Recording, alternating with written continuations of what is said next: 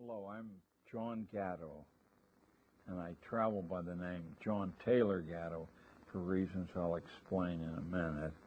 I was a New York City public school teacher for 30 years, and I resigned from school teaching on the op-ed page of the Wall Street Journal in 1991. And since that time, I've traveled 1.5 million miles in all 50 states and 8 foreign countries, trying to arrest the career of the institution of government schooling.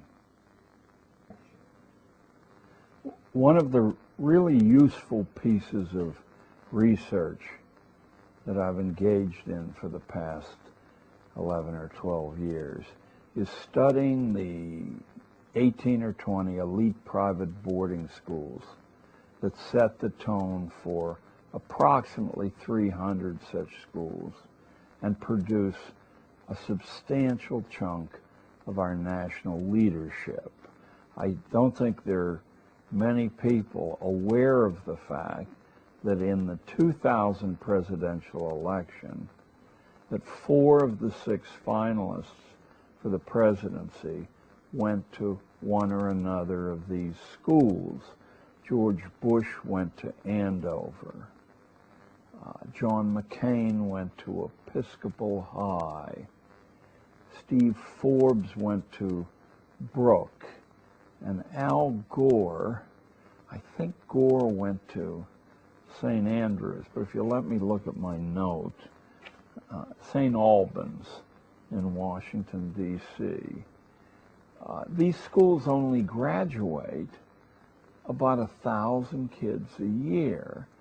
This is a nation of 300 million, and yet 4 of the 6 finalists for the presidency attended schools that only graduate 1,000 a year. So I thought there might be some real utility in finding out what these schools teach as opposed to what public schools teach. And that job proved to be much easier than I thought. So I'd like to share with you the 14 principles I discovered that are universal among these schools. Even though each is quite a different animal than the next, they all concentrate on these 14 themes. The first of these themes is that no kid should graduate without a theory of human nature. What makes people tick? What buttons do you press to get the results from your fellow man and woman that you want? And where does the fund of lore come from? Not from psychology, not even in a small way. The fund of lore about human nature comes from history, philosophy, theology, that's a curse word, isn't it, in public schooling, literature, and law.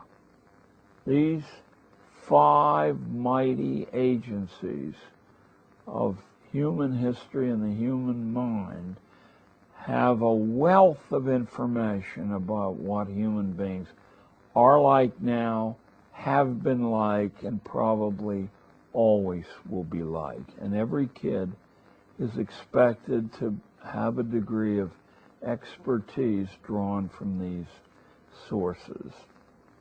I guess I should say these databases. The second requirement of these schools is that every graduate have a strong experience with the active literacies. Now, we're all familiar with literacy as some exercise in reading, but the active literacies are writing and public speaking.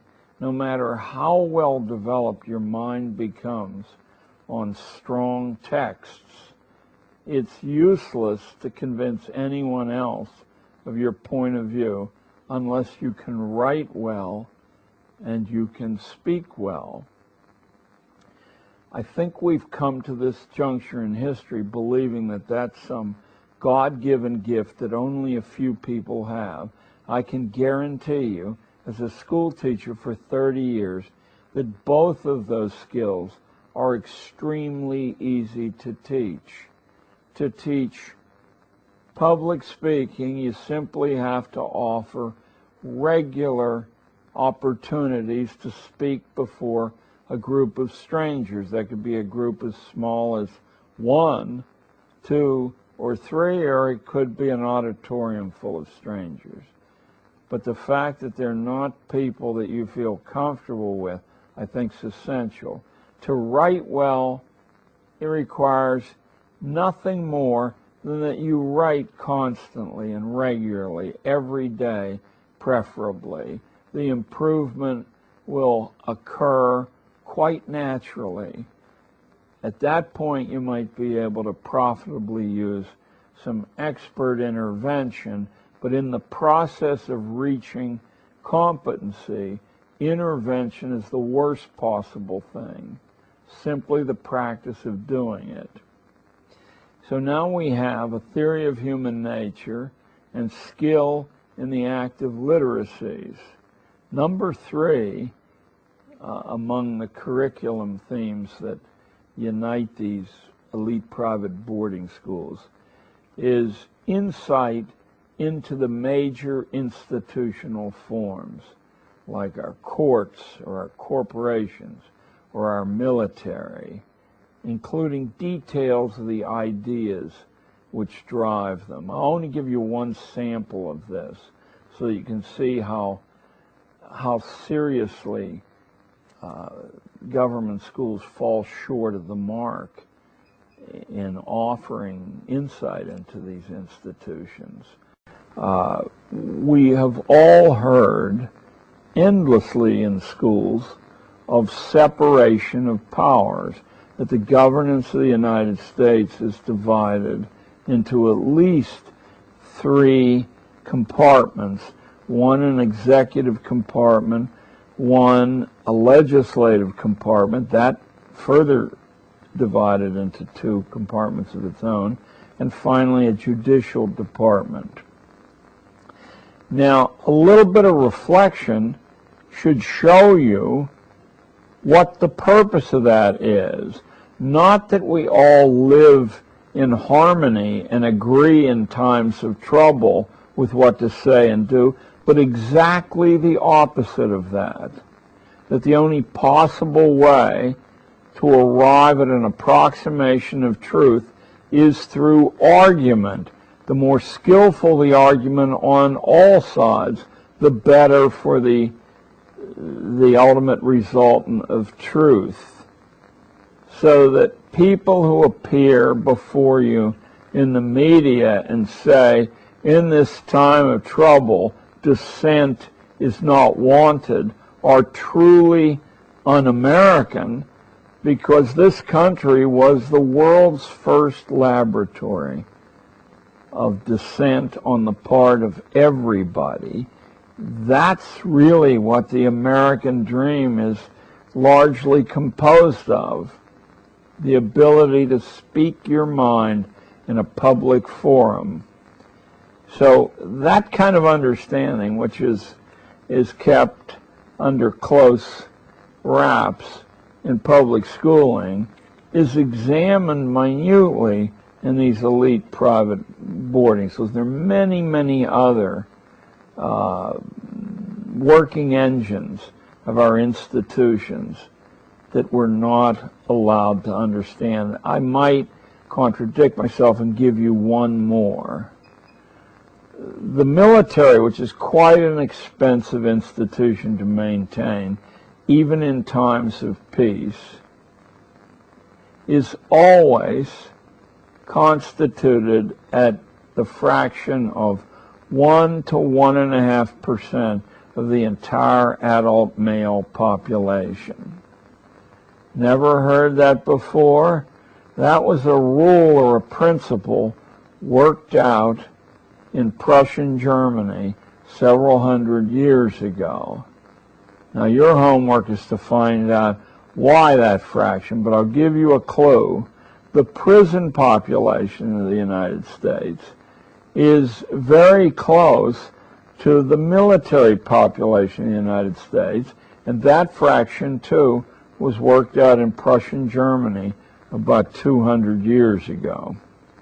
So you should expect the teachers that impact on your kids to be aware of these things and hundreds more like them, and to make that the meat of their contact with kids. And if you're homeschooling, do your homework. And that's not meant to be sarcastic. You'll grow each time you add one of these concepts to your own mental base.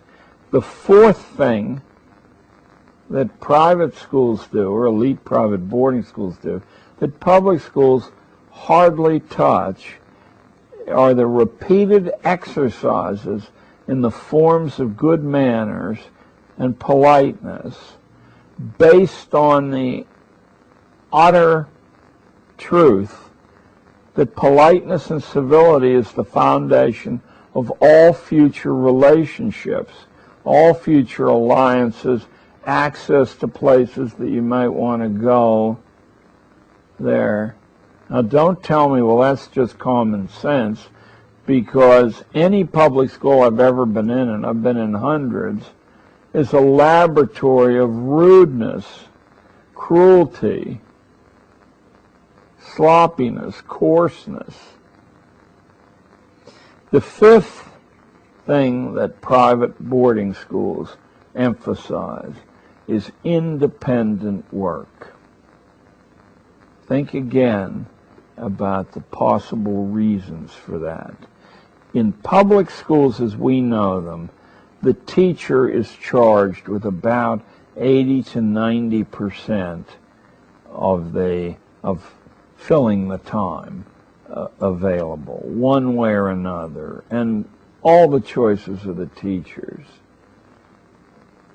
But in independent private boarding education, that ratio ideally is reversed. It probably never is completely reversed, but the weighting is shockingly different.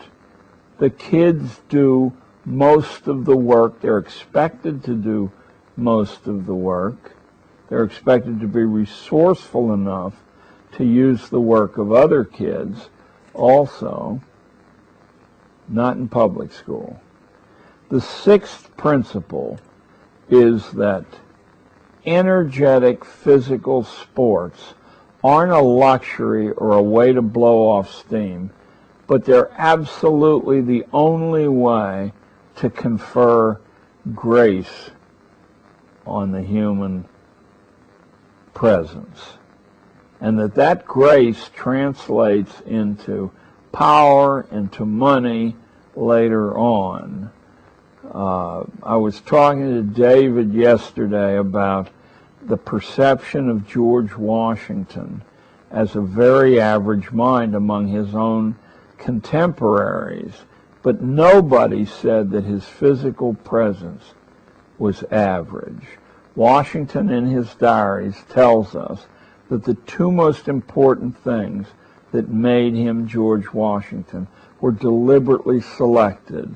One was horseback riding, and the other was ballroom dancing, because it conferred a commanding physical presence on the person who could do those things well. Also, sports teach you practice in handling pain, in dealing with emergencies which occur regularly in sports. The seventh curricular theme in elite private boarding schools is a complete theory of access to any workplace or any person. You'd do better off than reading a civics textbook to set a kid the challenge of getting a private meeting with the mayor of Los Angeles and let him work for a year on constructing an access to the mayor. Does that sound fanciful to you? My kids from a very ordinary New York public school got access not only to New York City's mayor, but to New York State's governor and CEOs beyond count. You can do that too. Teach your kid how to access places and people that he or she wants or needs. Number 8 is responsibility as an utterly essential part of the curriculum. Now, yes, that includes things like washing dishes, but in elite private boarding schools, you ask a kid to care for a horse, to take some important community service, to go for leadership in clubs, much easier to get than you think, because if the club is actually doing anything, it's a lot of hard work to be the leader, and very few people want that. Always to grab for responsibility when it's offered, and always to deliver more than is asked for.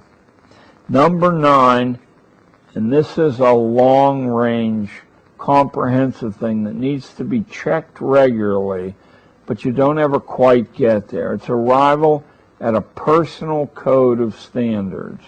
Those are standards in production, standards in behavior, and standards in morality. Number 10 is a familiarity with the master creations in music, in painting, in dance, in sculpture, in design, in architecture, in literature, in drama. To be at ease with the arts, because apart from religion, the arts are the only way to transcend the animal materiality of our lives, to get in touch with a bigger you. Number 11 is the power of accurate observation and recording. I'll only give you one example of how you think this way, and if you push yourself, you will be able to supply many more. Power of accurate observation and recording. It used to be an axiom among the British upper classes that if you could not draw what you saw with your eye, then you in fact were not seeing what was there. So drawing wasn't a way to kill time, but a way to sharpen the perception. Charles Darwin, not my favorite human being, but nevertheless a major name in intellectual history over the past 150 years. If Charles Darwin had not been able to skillfully draw, then no one would have attended to his well-articulated theory of the evolution of the favored races. Look at the title of the book. It's usually left out, that part. But don't let me editorialize here. Modern science, in some very great regard, is only been possible through graphic representations, drawing and photography.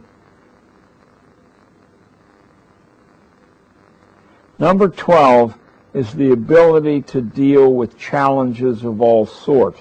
Now this one's my favorite because one person's challenge is another person's ho-hum.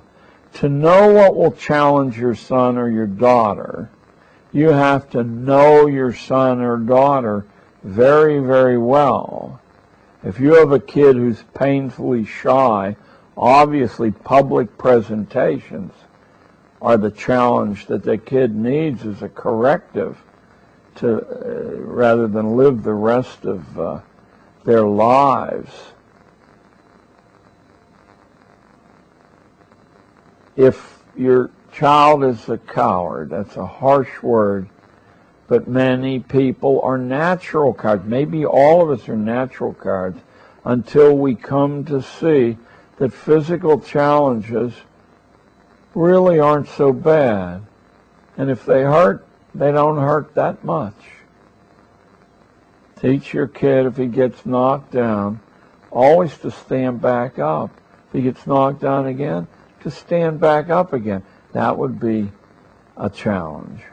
But challenges are different for different people there.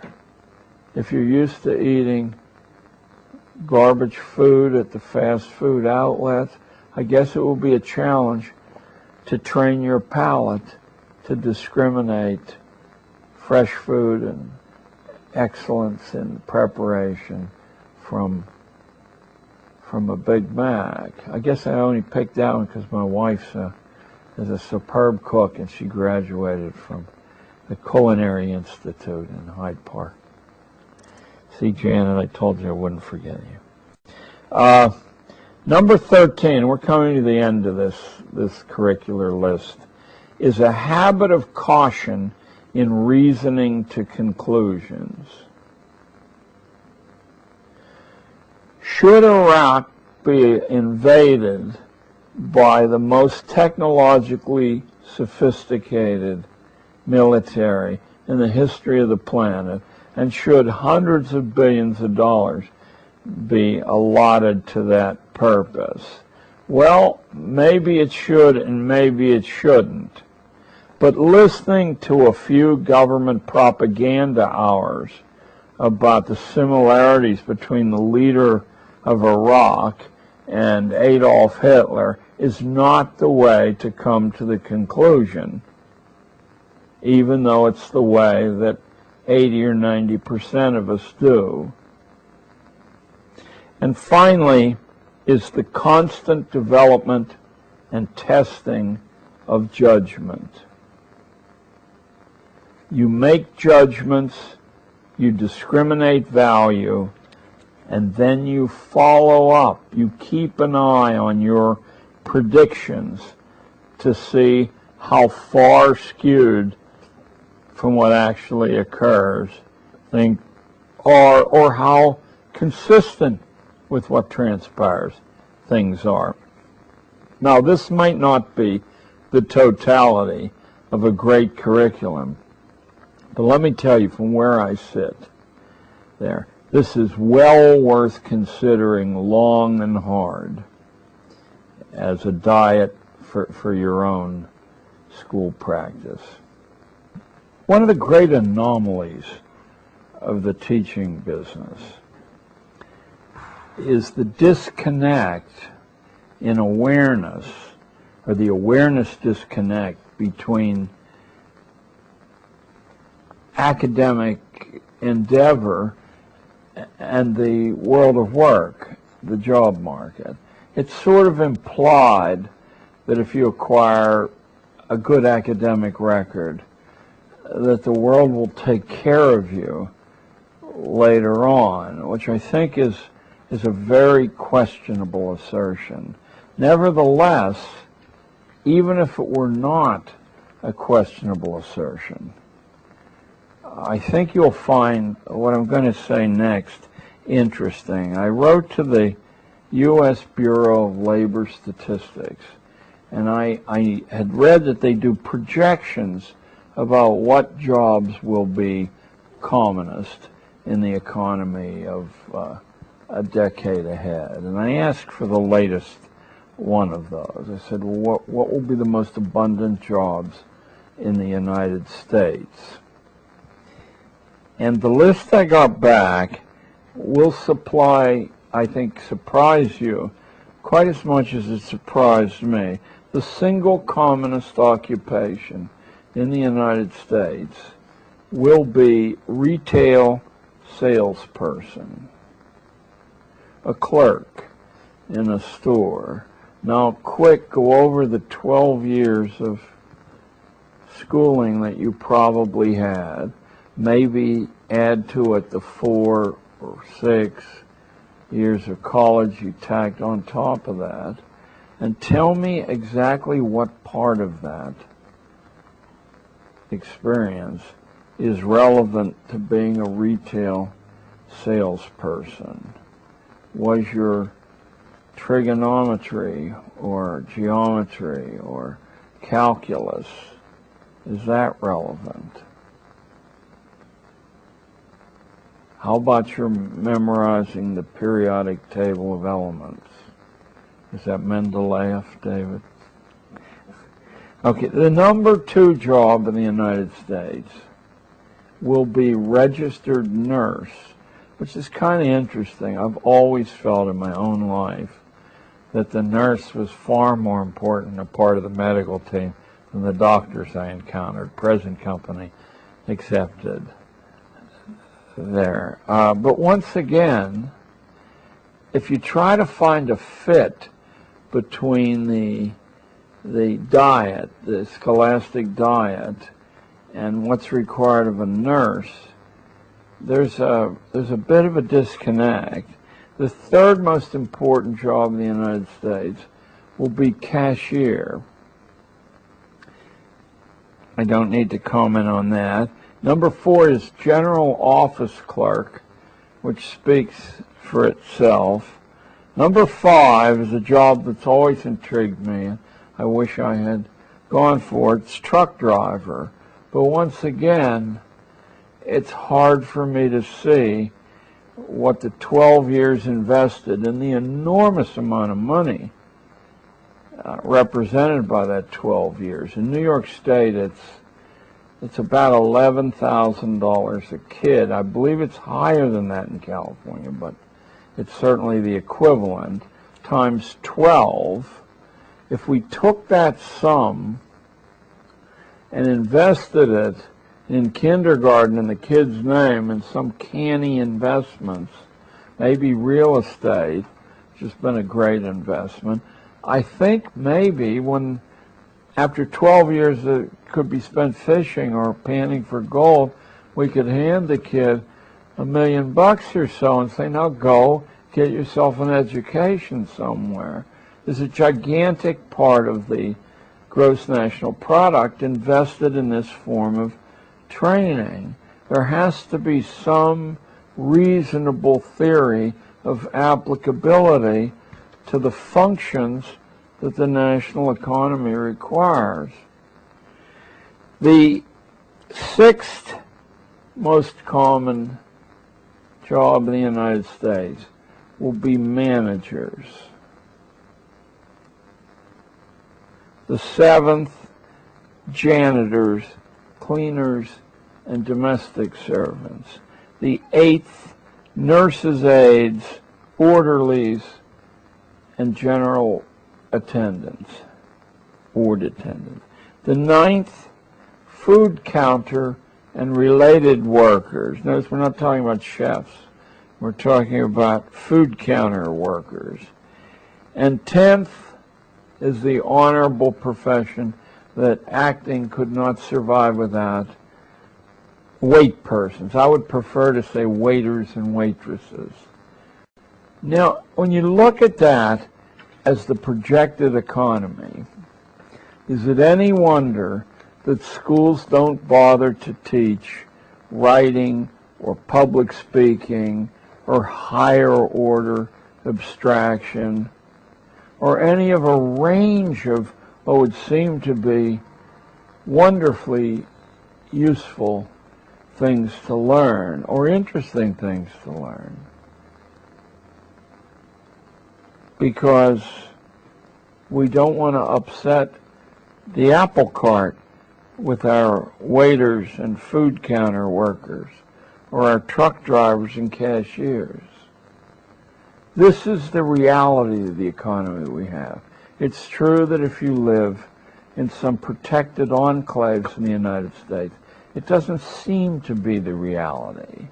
It's a struggle between deciding to be an engineer or an agency head or a doctor or a lawyer. But that isn't the reality for 95% of the country. I'd like to tell you now about the techniques I devised to try to break out of this trap, myself as well as the kids, how to break out of the trap of these conditioned responses, this dependent thinking. And I had to work out, just for a moment, bear with me and think about my problem. I had 30 kids coming to me 5 times a day, but not the same 30 kids. So now there are 150 lives I impinge on for about 45 minutes a day. And then these kids, for no rational reason other than that the scheduler would go mad, go from science to gym, or from studying history to studying poetry. And if you took the thread of these sequences and just set them down and tried to justify them on any other basis than administrative convenience, it would be impossible to do. The law says they have to be there 6 hours. You can kill 45 minutes of that time with lunch. You can kill another 20 minutes of that time changing classes. Now you've still got about 5 hours. And what are you going to do with it? The way we judge each other in the school business is whether it looks like we're doing something worthwhile with it. That means that the kids are in their seat, or wiggling their hands in the air, or copying notes off a board. Absolutely no one anywhere has any idea whether the quality is transpiring in that time. If you wear a 3-piece blue pinstripe suit and a nice chalet tie, you just automatically assume to be in league with the professoriate or something. Anyway, I had to figure out ways. First, I had to figure out what exact forces, or pretty exact forces, were causing these reams of pathological behavior I was seeing. And that doesn't always mean swinging from the chandelier. It could mean falling asleep, which probably is a sane thing to do. But not falling asleep in such a way that the leader of the class sees you, because that's such a gruesome insult that usually vengeance is called for there. So how was I going to get the kids to develop independent characters and sound characters and independent minds? So I began to work with the mechanical possibilities. One of the first things I did, I hypothesized that the arrangement in long lines and rows, ranks and files, might very well have a bad effect on the energy in the people so ranked and filed. We've all had the experience of sitting around in a circle, and that does seem to release different energies. But I began to experiment with the variety of ways that I could arrange the classroom furniture so as to produce, hopefully, a different kind of psychic resultant, that the kids would be more into things, that they'd be broken away from their mental fantasies of a Big Mac or McDonald's or the porno on the internet, and could join in the collective consideration of an idea there. And I came up with about 12, which I won't bore you with going through 1, 2, 3, 4, 5. If you just take 30 little squares of paper and you put it in a confined rectangle, you could get some of the ideas right away, and eventually you'd come up with all the ones I did and more. But those would include simply stacking all the furniture in the back of the room and not allowing its use, so that you had to crawl or lay on the floor or sit on the floor. And so that did in fact produce, since I changed the furniture every single day. That was when I was young and strong. I changed it every single day. I found that in a very short time, several weeks, the classes were coming into my room, and they were absolutely expecting. They were more alive and alert than I had ever experienced in my own time. So now what I'm after is some different ways to provoke these responses that are less efforty than moving the furniture every given day. And obviously that's only a small part of a whole. The first thing I saw as an enemy of mental alertness was that we have fixed time, fixed space, fixed sequencing, fixed text to work from. And I decided to make the time, the space, the sequences, and the text completely variable on an individual basis, but you had to negotiate with me for it. So a kid could come in who spent all his time drawing comic books in my room, but being pretty discreet about it. There, he could come in and say, I want 1 day a week to go to the public library at a time when no other kids are there during the school day, sit in the art section, take down all the resources on graphic art, and put myself through a high-level program of learning perspective and the dynamics of coloring and so on, of graphic arts. He would have changed the sequencing, the space, the time, and the text selection of his school day, and that was one of the projects that I allowed.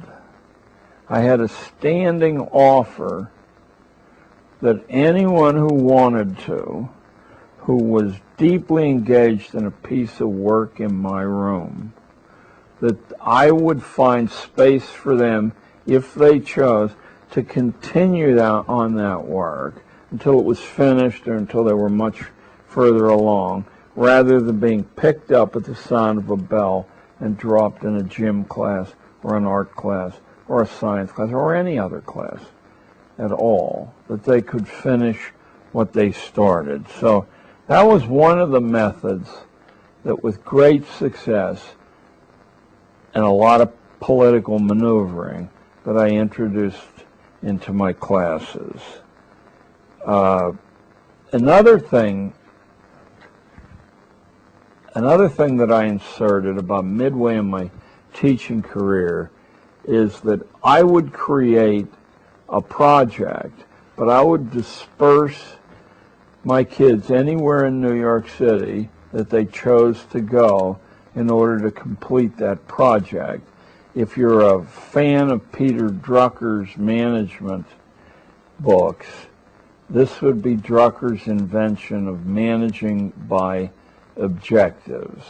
The executive selects the goal to be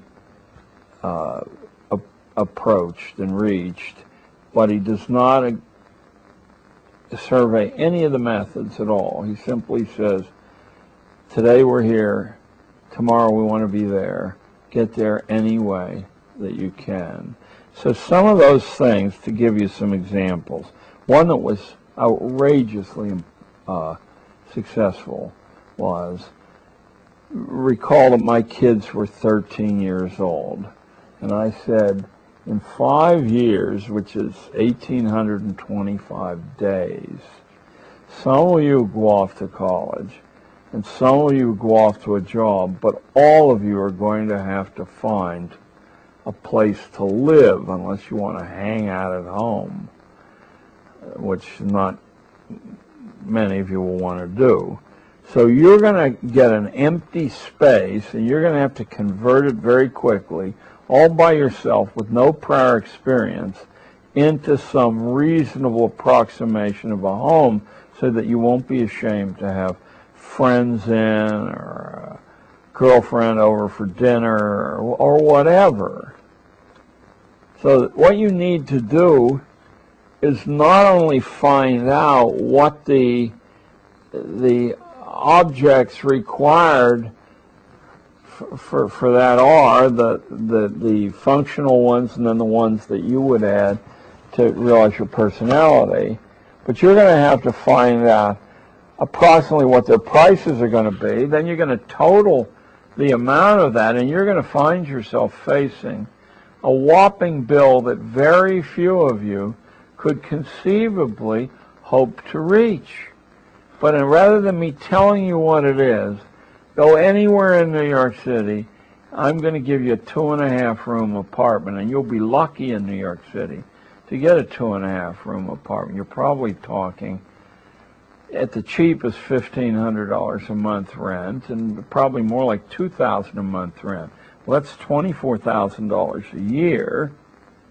To get $24,000 after taxes, you have to make, I don't know, $32,000, and then of course you have to eat and clothe yourself and get around. So these project-based assignments led to very complex personal decisions, and they also led to a very commonsensical, useful project. In this case, each kid would have a floor plan of an apartment, and I made it as realistic as possible by cutting floor plans of apartments out of the Sunday newspaper real estate sections, and then I would ask them to construct little colored paste-ons for chairs, for sofas, or for whatever else they wanted in the apartment, and they were to submit that to me with an itemized bill and a total sum, including sales tax, that they would require. What we quickly were able to come to the conclusion is that in most of my classes, nobody could do that. I then said, but you will have to do something like that, so you're going to have to be resourceful and figure out how the millions of people turned loose on the work market every year manage to do that. It's true some stay at home for a few years, and it's true that some get a helping hand from their parents, but it's also true that a whole lot of people can't get help from their parents because the help is impossible. So what are some of the other solutions? Teaming up so that 3 people share the same space cuts the costs considerably for each individual. That's certainly one thing. Improvising the furnishings or scavenging discarded but still useful things from, not just from dumpsters, but from people who constantly in a commercial economy like this one are ridding themselves of perfectly useful furnishings, air conditioners, you name it, someone is throwing it away at any given time, or virtually throwing it away by selling it for pennies on the dollar. And there are regular sales organs. Now some of them are on the internet, but they're regular paper sales organs that collect these things. As I was driving up to David's today, I passed 3 lawn sales, and I quickly spotted, if I weren't 3,000 miles away, a couple of pieces of furniture that I'll bet I could have walked away for 10 or 20 bucks with, that I would be happy to have back in New York. It's just that the airplane might not be happy to provide carriage for it. There are other projects besides this that were really outrageously successful. One of them was, this was a private one, was analyzing the characteristics of publicly accessible swimming pools. I had a girl who was interested in nothing except becoming an Olympic swimmer. Nothing at all. She had no interest in any schoolwork at all. But I said, what are the best public pools in New York City? The 5 boroughs. I mean, it's 300 square miles. And she said she didn't know. And I said, well, as a swimmer, how would you determine whether a pool was excellent or good or mediocre or bad? And what are the characteristics you'd spot? And she was able to name 6 or 7 of them. And I said, well, suppose you take this checklist that you created and you spend the next couple of months going from swimming pool to swimming pool, creating a consumer's guide to public swimming pools in New York City. I said, I would be certain that there would be local magazines interested in paying you to print that. Maybe even a little guide that could be sold on bookstores there. So that was outrageously successful for one person. One of the things that everyone liked to do was to shadow either their father or their mother, or occasionally an uncle or an older brother or sister at work. Shadowing means you don't say anything. You travel around with that person and you log exactly what that person is doing. Made 10 phone calls between 9 a.m. and noon. Spent an average of 3 minutes, shortest 30 seconds, longest 8 minutes. You log everything the person does in their job, and then at lunchtime or after work, you say, I saw you do this. What did this mean? I saw you talk to this person in that office, and you were visibly nervous. Why was that? I learned how to do shadowing from going to the Department of Labor's 2-volume job dictionary, which is in every public library in the United States, and either in the front or the back. It's been so many years, I don't remember. There are pages and pages on how these job descriptions are created. The job dictionary will list every job that you can conceivably imagine and its performance characteristics, its access. It's the kind of book that libraries buy and probably no one ever reads, you know, to their loss, I think. But I wasn't interested in the jobs. I was interested in the methodology, because I knew I could then sell that as highly professional research work. And we did that. We created a talking job dictionary every year. There were about 5 years when my interest was high enough to do this project. A talking job dictionary that we then donated to homes for blind kids, and they could hear, you know, Billy Bowman talking about the job of being a fireman, what its challenges were, what its low points were, what its income cycle was, what you needed to offer as preparation to be able to compete for the job. I think it was a marvelous project. Obviously, it could be done anywhere. I never found a kid who wasn't completely absorbed in shadowing. And then, if you recall, when we talked about private schools, we talked about methods of access. It's a natural dovetail that if you decide you want to shadow a news anchor at a news network, how do you get access to that person, and how do you convince them to allow you to spend a day in the station? If you decide you want to shadow a news anchor at a news network, how do you get access to that person, and how do you convince them to allow you to spend a day in the station there? I'm thinking of one of our most famous shadowing episodes. A woman named Sue Simmons, I'm going back about 15 years now, maybe 17 or 18, was the hottest news anchor in New York City. She'd come from Atlanta, I believe, and she started out at $5 or $6 million a year, and everybody was dazzled by Sue Simmons there. And one girl came to me and said she wanted to shadow Sue Simmons.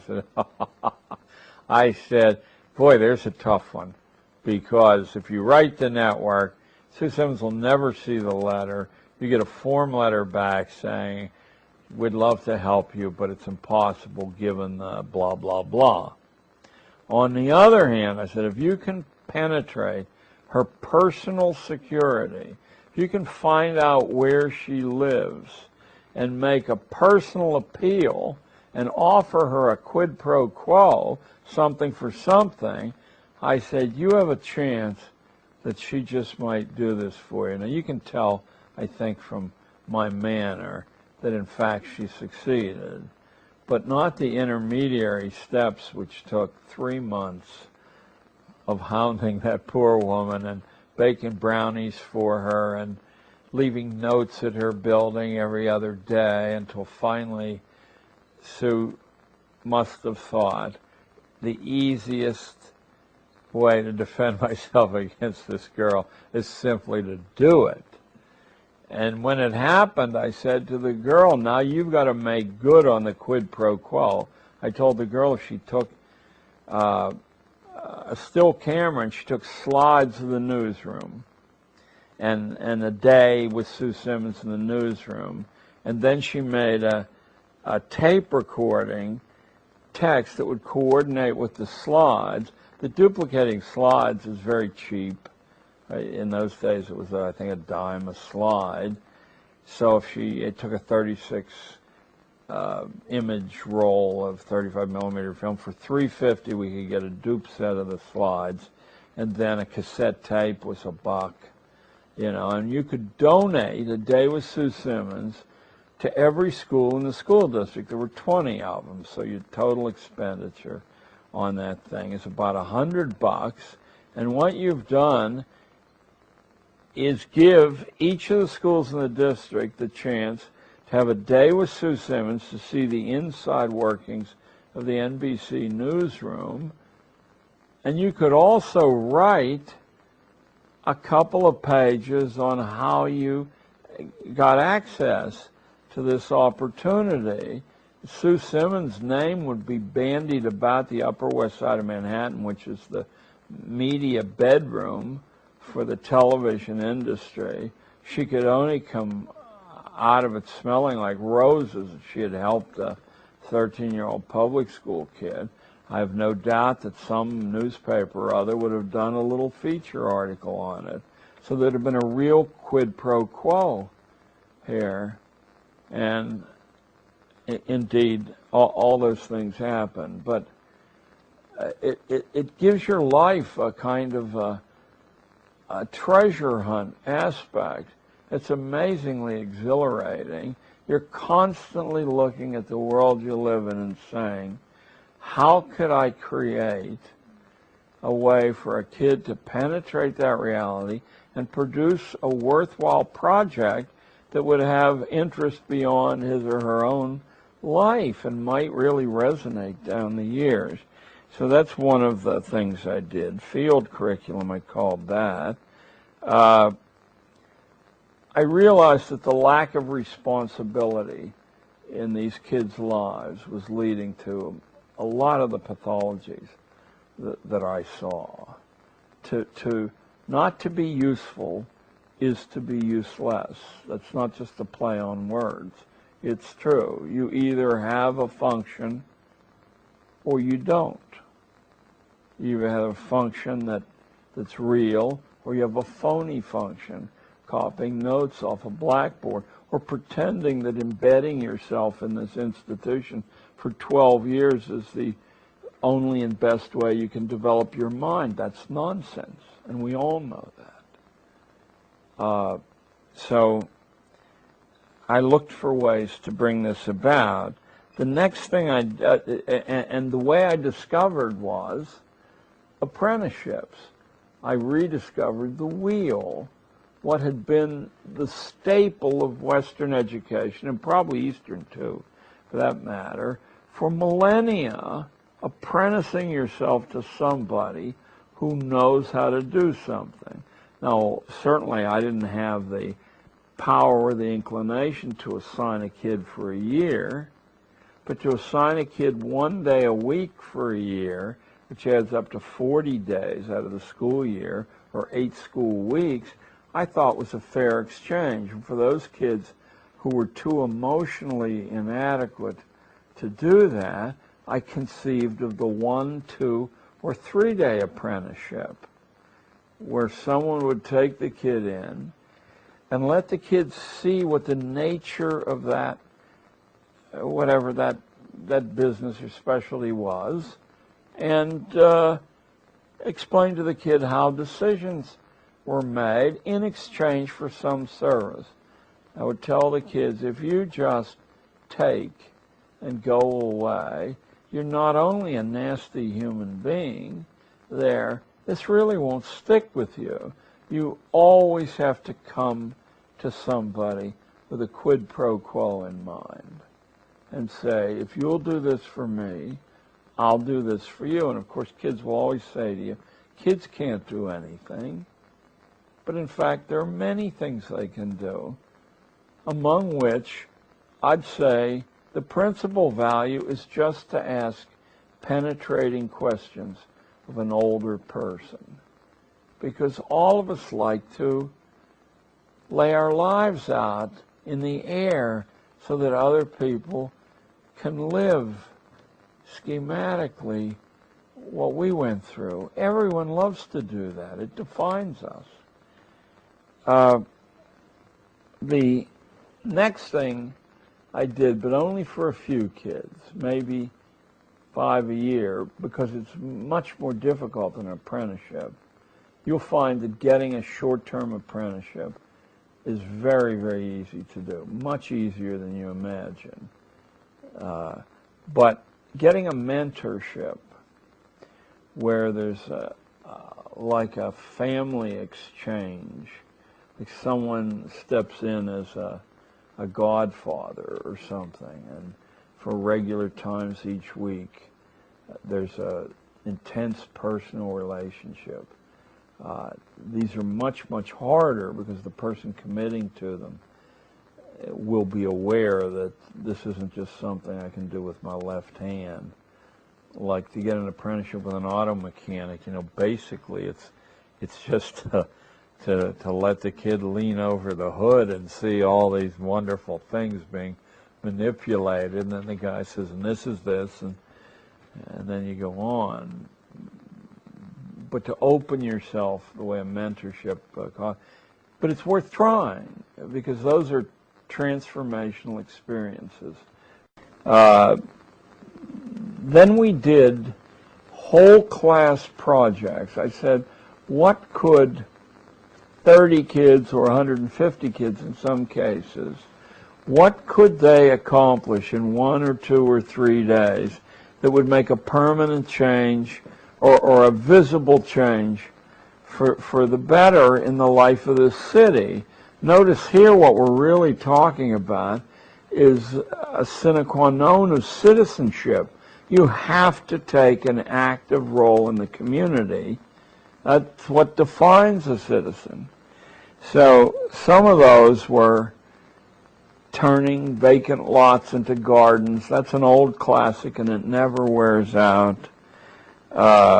Putting on shows or plays or variety shows for old age homes and for children's wards in hospitals and for veterans wards at veterans hospitals. The real trick is finding an audience. Kids are natural performers. They're natural hams. They love to do it, and they learn a great deal about ensemble work, about how to make your part integrate with everyone else's part, including the lighting person and the costume person, the direction. Those are wonderful things to do. I would at any given time have 2 variety show teams traveling through New York City, and anything, banks, other schools, old age homes, were grist for our mill, because any audience works for a set of performers who need to be immune to the audience, don't they? I mean, they can't say, oh, I don't want to play before those people. Whoever buys a ticket is the audience. Can't predict that. But you do need an audience, or you can't really grow beyond a preliminary point in learning this wonderful magical skill of becoming somebody else. There. So we started a food co-op every year. We found out where the wholesale market was. There will be one in, wait a minute, I'm in Pasadena. There's a wholesale market around here somewhere where all the restaurants and food markets go early in the morning, like 3 a.m. or 4 a.m. or 2 a.m., and they buy whatever they're going to use in their work wholesale, and they bring it back. The people selling that stuff don't care who they sell it to, and with a few exceptions, they don't have one price for Team A and one price for Team B. These trucks come in and out of the city all night long, and somewhere around here is the wholesale market. Find out where it is, take your kid there, buy a quantity that'll set up a little stand. And the way we did it was we took orders through all the classes in the school ahead of time, and then what was left over we set out on the main desk in the front office at 3 o'clock. Let me tell you, there was never anything left, ever, not one piece left. Most of the stuff was pre-sold, of course, because you can offer people about a 20% break on their food raw materials, and it's much fresher than if you pick it up through a food market, because they cold storage a lot of the food. The bigger ones will cold storage it for 9 weeks before they sell it to you as fresh. I insisted on substantial community service 1 day a week, and that almost invariably was alone. In some of these applications, you do not want a culture of children traveling together, because then the experience is muted severely by the protective insulation that running around with a group of friends do. So I did the bookings at first, but I said you can always book yourself and replace the placement that I got for you. So my kids 1 day a week would be scattered all over the 300 square miles of New York City. And if you say, wasn't that dangerous? Couldn't hold a hair to how dangerous it was just to be in the school. And in 20 years of doing this, we didn't have a single incident, even though many of the placements and distances my kids traveled, I think you might think were reckless. I always cleared these things with the mothers ahead of time, but I didn't bother even to inform the school administration.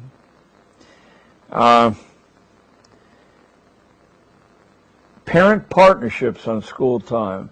Now, if you're homeschooling and you're watching this, this is what you do all the time. But in the position I was in, I saw that the institution of forced schooling had as one of its logics that you would weaken the connection between the student and their family. So I tried to create a remedy for that. I said, you can always book yourself out of all your school classes for a day or two by drawing up a partnership with your mother or your father or your grandfather and setting out to explore some part of the city and to produce some understanding or some service or whatever. What you have to do is design an application, and I'll be as fair as I know how to be. If it looks to me that that was the equivalent or more of what I would have asked and expected from you in the days you were there, off you'll go. And I said, as a byproduct, you'll get to actually know your mother as a human being rather than as someone who makes breakfast in the morning you don't see again until evening. I had a standing arrangement that you could always exchange school time for starting a small business. And if you think there aren't a number of small businesses that kids have an advantage over older people in, then you're quite mistaken. They don't pay rent or upkeep. They can offer many services that are essential and substantially undercut professionals offering the same service. Think only of, well, Los Angeles is a city of homes, I guess. But New York City is a city of apartment buildings where you'll have 75 or more families living in one vertical unit. Now imagine that you have to move out of one of those places. Not easy to do. There's virtually no parking at all in a substantial part of the city without risking instantly being towed from the spot. And secondarily, the city's a bedroom community for many old people without families, and often for spouses without their opposite gender number. If you're a 75-year-old woman and you want to move from the 14th floor to the 3rd floor, you have an expensive proposition on your hands. But let me tell you, a team of 13-year-old kids can do the work 3 times as fast as a professional team, and you can pay them a fair amount, but that fair amount will be a tiny fraction of what you'd pay. Now, here's a service that's utterly necessary, probably thousands of times a week all over New York City, and people grieve when they can't meet the terms of that service. Here's a wonderful business that schools could encourage. How about pet sitting? What do you do in New York City with your goldfish when you're going away for 3 weeks? How about your dog? How about if you're going to be in the hospital for 2 weeks? Does everybody, as they do on sitcoms on television, have a friend they can call and say, take the dog? I guarantee you, no, that isn't true, and many people would feel leery about asking a friend to do that service, or frightened. I first learned about the possibilities of kids and work as a substitute for curriculum when back in 1968 I learned of a 13-year-old boy who was making $26,000 a year walking dogs, except he never touched a dog. He booked the dog walking. He hired school kids to do the dog walking. He trained them how to walk 2 or 3 dogs at the same time with one of those little appliances. And he took, I think, 50 cents a dog. At the time, his father was a postal clerk, I think making $15,000 a year. Remember, it's 1968, it's 35 years ago. And his mother had some other low-paid income. The 13-year-old boy was making more than his mother and father put together. His name was Brian Bantry, and he became a Broadway producer with his capital that he accumulated. Oh my. There's just a few more of these.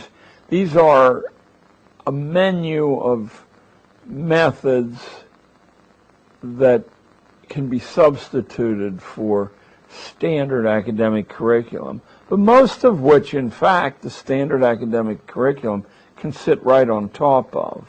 You don't have to be mutually exclusive when you do these things.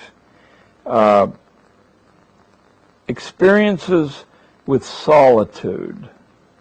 I knew from reading and from my own life that without the ability to be alone by yourself, that you're in for quite a substantial amount of grief in your life if you don't learn to appreciate your own company. But you're also missing, I think, one of the developmental steps in having a reflective mind, because the answers that come quickly, or the answers that come to you through brainstorming with other people, are not always, but most always, exceedingly shallow takes on whatever the question at hand is. You know, they may seem satisfying as they happen, but as you try to apply them, they're very often unsatisfactory. So you have to put yourself through, I don't think I'm telling most of you something you don't already know, you have to put yourself through a kind of an apprenticeship of solitude to break out of the box, to break out of ordinary thinking, even if it's high-level ordinary thinking. It's a trap. But how to trick children, and that I have to admit, how to trick children into doing something that I knew they needed to have practice with. Well, here are some of the ways. There's a reservoir system around New York City that goes from, 10 or 15 miles away from the city to really 150 miles from the city, that supplies the water through an elaborate system of aqueducts and tunnels. And all of those reservoirs are wonderful places to fish because no one fishes there. You can get a permit from the city of New York. I don't think it costs anything. And you can fish in any of these reservoirs. I had a standing offer that anybody could take the day off and go fishing if they went alone, and that I had maps on the walls of where to go, and another day to get down to City Hall and get a permit to go fishing. When I used to do that, it was just pro forma. You know, you filled out some form and they handed you a permit to fish in the reservoirs. Huge fish because nobody fishes there. And the reservoirs around New York City are enormous. I mean, there'll be 5,000-acre lakes and impoundments that are 10, 15, 20 miles long. So they're real lakes. That's one way to taking a hike. You want to get down to City Hall and try to get in and see the mayor, or just watch the city council, which is a slam dunk. You can just do that. Okay with me. You got to walk. From my school to City Hall was about 10 miles. If that seems like an inordinately long walk to you, then welcome, I guess, to the 20th and 21st century. That would be a jaunt historically for people who wanted to get around. We've lost the use of our legs, and we've certainly lost, I think, the confidence that if you just put one foot in front of another, sooner or later you'd be in California. And not that much later. So that's another way I arrange solitude.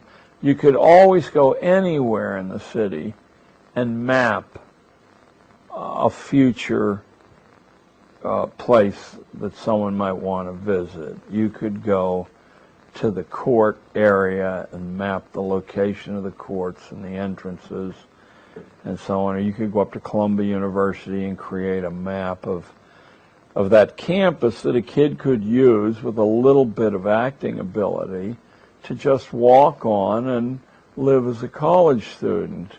We never got picked up doing that, and there must not have been a day when some of my kids weren't sitting in on law school lectures. They're all 13. Did they have any trouble passing as 19 or 20? No. I just told them, don't ever smile. Use a clipboard instead of a notebook, and strike arrogant poses. I said, you'll pass as a college student. The last three things I kept as colors on the palette, or the last two, were utterly independent study, not where I participated in the creation of a menu of alternatives, but where the kid from start to finish conceived the expedition and conceived the way to judge it. And finally, experience in how to kill time. I call it improvisational play. You got 3 hours to wait for your job interview. You're out on the winter beach at Coney Island. There's nobody else there, but there are waves, there are birds, there's sand as far as the eye can see, and no people. You know, how do you fill these bits of time? Because you're always afraid of, you see this as a cousin to solitude. If you're always afraid of doing these things by yourself, then you've become lifelong dependent. You're one of those people who can't be seen on the street without a cell phone, and I would cheerfully murder you if I thought I could get away with it. Okay, those are the 12 action themes of what I call the guerrilla curriculum. If you would like to operate as a guerrilla inside the or underneath the radar of the government system, these are 12 ways to do it.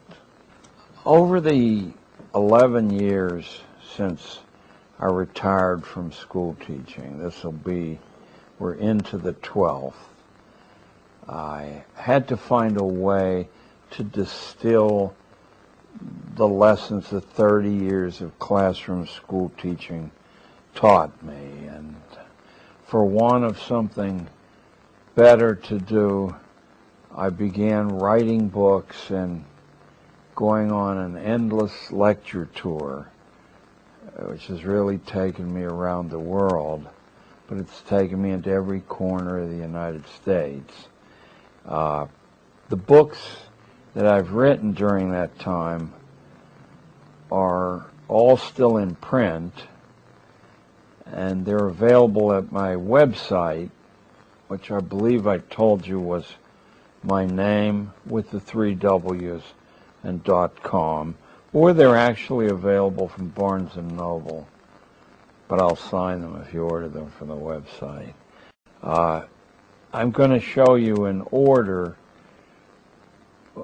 the books I wrote and why I wrote them. The first book actually wrote itself. When I finished school teaching, I was filled with fury at the 30 years of my life I had devoted to this institution. I had trouble going to sleep at night because I was so angry, and I had trouble getting up in the morning and greeting the new day.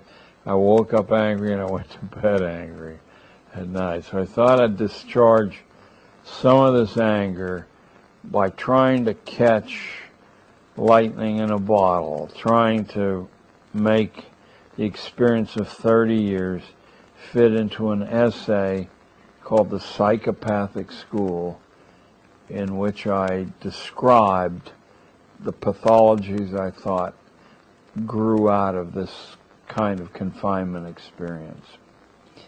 I had no sooner written that and used it as a Teacher of the Year speech when a little magazine reprinted it, and somehow the magazine got to India, and I got a call from Nehru University saying they would like to use the talk as a graduation address.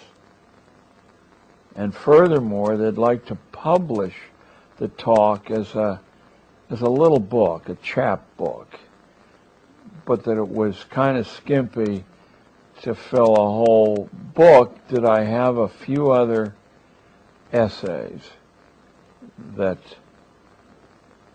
could wrap around it, could be a setting for the psychopathic school? Well, I thought about that, and it occurred to me that as I described the pathologies that school children display to an incredible degree, I hadn't written about my part in creating those pathologies. And so I wrote a second speech, which actually became the New York State Teacher of the Year speech, and it was published elsewhere. And soon there were 700 versions of it circulating the world there. So I had done a piece of the undone work by fingering myself and my colleagues in our role in creating these pathologies. There were other aspects of the school business that weren't so obvious as crazy children and crazy school practices. And I thought I owed it to a book to deal with those two. So in 5 different ways, I distilled my school experience, and it became Dumbing Us Down, the Hidden Curriculum of Compulsory Schooling. And even though the publisher was a small publisher and never spent a nickel on advertising the book, word of mouth has caused to date 150,000 copies of this book to sell. The second book, The Exhausted School, and here you see me when I was a little bit lighter in weight in 1991, in white tie and tails, the only occasion for me ever to wear white tie and tails in my life. I've worn a tux a number of times. This is on the stage at Carnegie Hall. I had just exited the teaching business in July, and I wanted some way to make a public mark, sort of to draw my toe in the sand in some public arena and throw down a gauntlet to the school business. Now, it's bizarre to think of a junior high school teacher renting Carnegie Hall in New York City to do that, but I knew if the venue wasn't celebrated, I sure wasn't celebrated. So there wasn't much likelihood of this gauntlet ever being picked up and examined. Fortunately, some of my former students came up with the money to hire Carnegie Hall. If you're ever planning to do that, I want you to know that it's the most heavily unionized concert hall, I'm sure, in the world. There are thousands of pages of union regulations. If you go 60 seconds over the limit of your performance, you owe $15,000 more. If you want a piano on the stage to play a number, that's $6,000. We did pay that, and we had Mozart as the backdrop as the audience came in and during the intermission at the end as they went out. I said, as long as I'm going to get into a monkey suit, white tie and tails, I may as well go whole hog. And anyway, it wasn't my money. Isn't that a school teacher for you? The Exhausted School wasn't a solo performance at Carnegie Hall. I drew together, I believe, 6 alternatives to institutional schooling that were up and running and were quite successful, and I wanted the audience to see that there were a whole variety of ways to do this education thing. So my own words are about 1/3 of this book, and the remaining 2/3 come from the Holt people in Boston and from the Waldorf people from their training college in upstate New York, and from other examples of a different way to do this thing. The 3rd book I wrote also wrote itself. This is an assemblage of speeches I made between 1992 and 1999, each one of which attempts to examine some aspect of this wacky institution. Now, every piece of this will resonate with some part of your consciousness if you went to public school. In other words, my goal is not to tell you things that you don't know in this book. It's in fact to have you ask yourself, I've known this for years, why haven't I done something about it? I hope someday to combine dumbing us down and a different kind of teacher and have a book-sized book. The last book took 10 years to write. I began it slowly in 1991, and by 1993, I was working around the clock, 7 days a week, January the 1st to December 31st.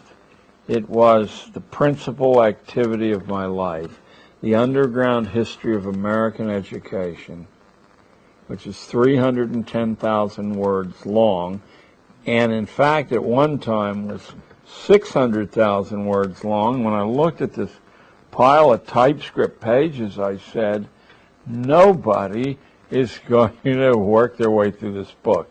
So I picked out hunks of it and threw it away. But the 310,000 words that remain constitute a mosaic that adds up to an explanation of all the inexplicable aspects of schooling, from standardized testing to grading to a trivialized curriculum, and on and on.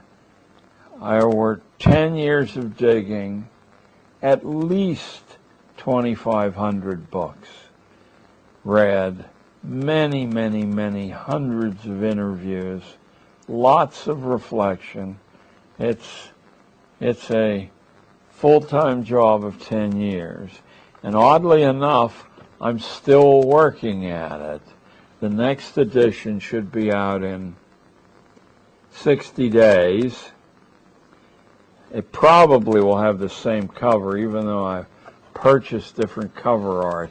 I don't want to delay bringing this edition out. And the next edition has substantial changes in it, even though this earlier edition and the one that preceded it capture the argument and prosecute it the same way. I simply dug a little bit deeper. Also, I corrected the misspelled words and the bad grammar, which is very embarrassing for an English teacher. So I'd like to read a little bit of the table of contents of this book so you can get some sense of how it differs from the first three were really personal expressions based on the site observations, a bit of research, more than a bit, a fair amount, but it was fresh from the job. This is an old turtle's reflection on the questions these first three books raised. And what I've done in the table of contents is to basically list the main ideas that are in each chapter in an old-fashioned bookish way. That I won't bother you with. But I wrote a little epigraph before each chapter that tries to catch the kernel, the thematic kernel in that chapter. And those, I think, might whet your appetite to work your way through a 310,000-word book. The first chapter is the prologue, and the epigraph for the prologue is, "The shocking possibility that dumb people do not exist in sufficient numbers to warrant the millions of careers devoted to tending them will seem incredible to you. Yet that is the central proposition of my book, that mass dumbness, which justifies official schooling, first had to be dreamed of. It isn't real." First chapter is called The Way It Used to Be, and in that I attempt to reach back into American history and show the contrast between the expectations of young people growing up 200 years ago in this country, not globally, and what we're doing today. And the epigraph for The Way It Used to Be is, "Our official assumptions about the nature of modern childhood are dead wrong. Children allowed to take adult responsibilities and given a serious part in the larger world are always superior to those who were passively schooled. At the age of 12, Admiral Farragut got his first command. I was in 5th grade when I learned of that. Had Farragut attended my elementary school in Monongahela, he would have been in 7th grade." Chapter 2 is called An Angry Look at Modern Schooling. And the epigraph is, "The secret of American schooling is that it doesn't teach the way children learn, and it isn't supposed to. It took 7 years of continuous reading and reflection to finally figure out that mass schooling of the young by force was a creation of the 4 great coal nations of the 19th century. That's the United States, Germany, Britain, and France. Nearly 100 years after the investiture of forced schooling in the United States, on April the 11th, 1933, the president of the Rockefeller Foundation announced to insiders that a comprehensive national program was underway to control human behavior. As I speak to you, that was 70 years ago. Chapter 3, the schools, of course, were the agency to do that. Chapter 3, called Eyeless in Gaza, is about the elimination of the ability to read complex material. And I specify exactly how that was carried out. Something strange has been going on in government schools where the matter of reading is concerned. Abundant data exists to show that by 1840, the incidence of complex literacy in the United States was between 93 and 100%, wherever such a thing mattered. Yet compulsory schooling existed nowhere. Between the two world wars of the 20th century, schoolmen seem to have been assigned the task of terminating our universal reading proficiency. And to spare you reading this chapter, I will tell you that under the guise of World War II, the alphabet system of teaching reading, which had worked quite brilliantly and very efficiently for hundreds and hundreds of years, was jettisoned, and it was replaced with a pictograph system where you were required to memorize the look of words rather than to sound out the parts of words. It's a system that simply doesn't work well. It works well enough for you to become an indifferent reader, but never well enough for you to pick up the books that the people who made schooling were familiar with. Chapter 4 explains why I quit, how I eventually became disgusted with what I was doing, even though I was highly honored by the system and given many, many privileges. I became so disgusted with what I was doing that I quit.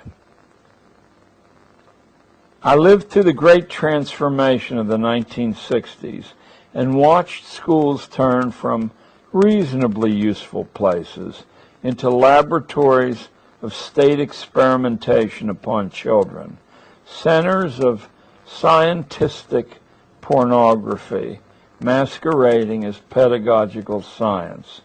Treating children as individuals became anathema. The changeover was the fruit of a half-century of social theory in which experts in child development spoke in averages. But there is no mass of children, only individual children. The entire great scam of sociology dealing in social averages is a hideous way to look at your family or your neighbors. There are no average children, and all the stage theories of child development, depending on averages, will bring you to grief if you attempt to employ them either with your family at home or in school. The evidence of our eyes and ears demonstrate that average men and women do not exist. It's a statistical conceit that justifies management.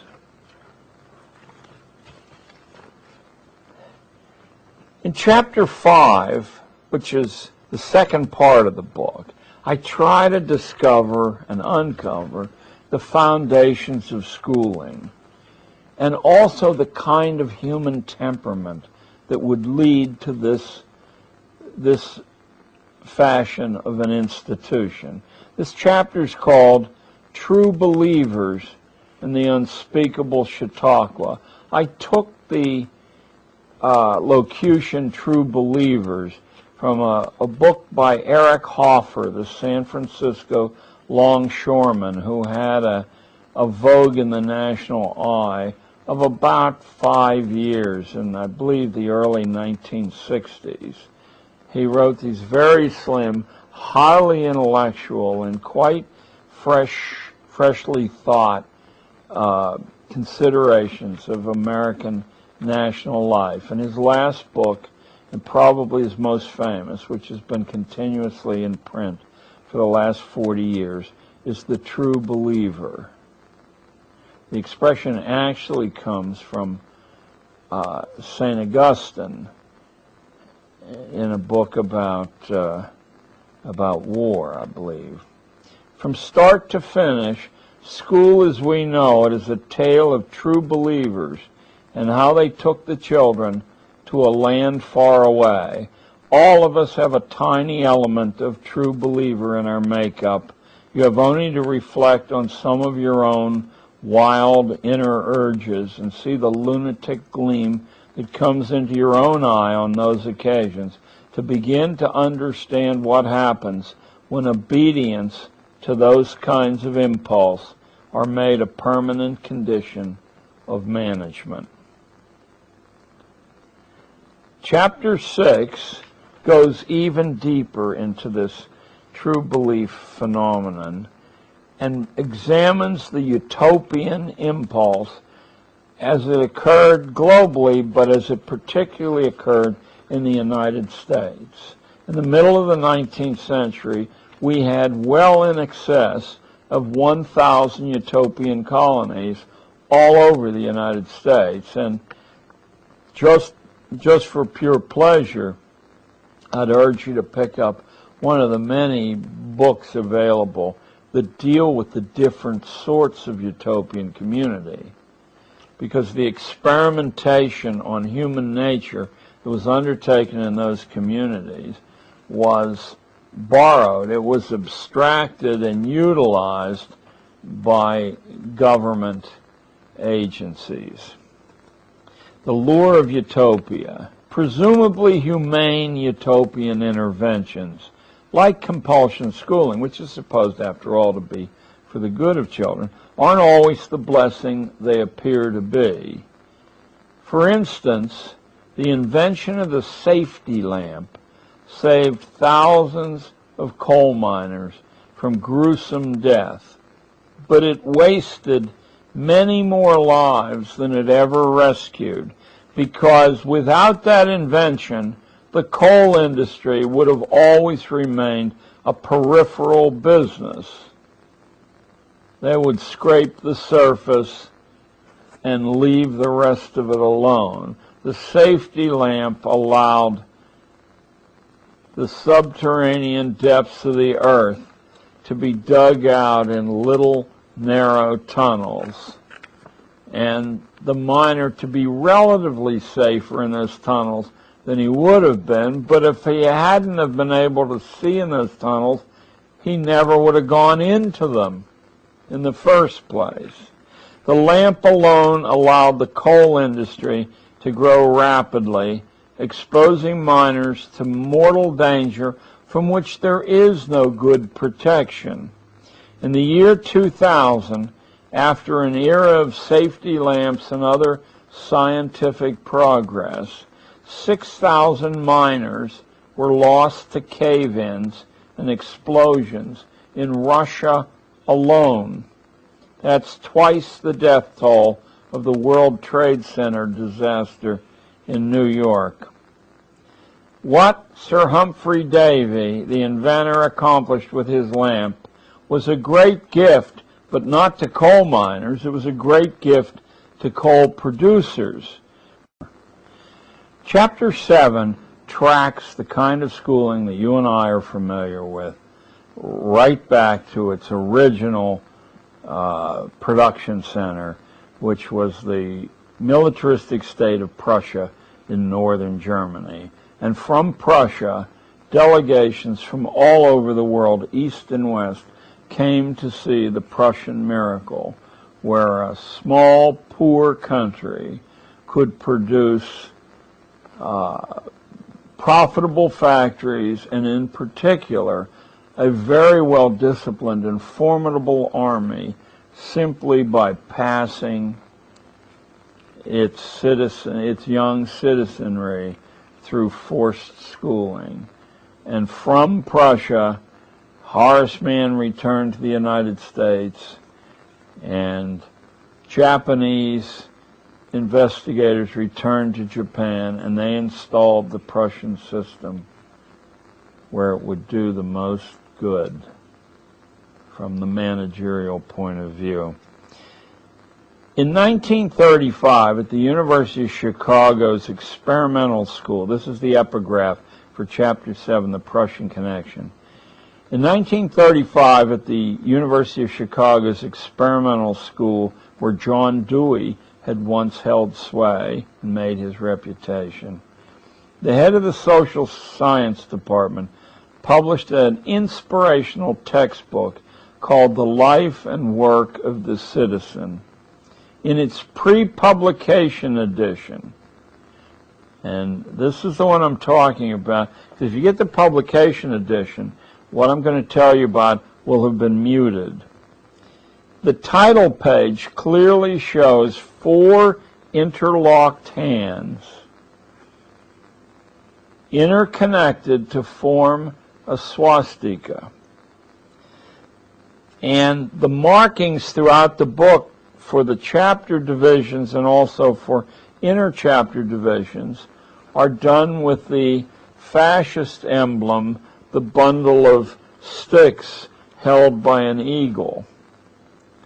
By 1935, the Prussian pattern and Prussian goals had embedded themselves so deeply into the vitals of American institutional schooling that hardly a soul noticed that the traditional purposes of this pedagogical enterprise were being abandoned. If you remember from another part in this film, the traditional purposes were to develop good people, good citizens, and to make each individual his or her personal best.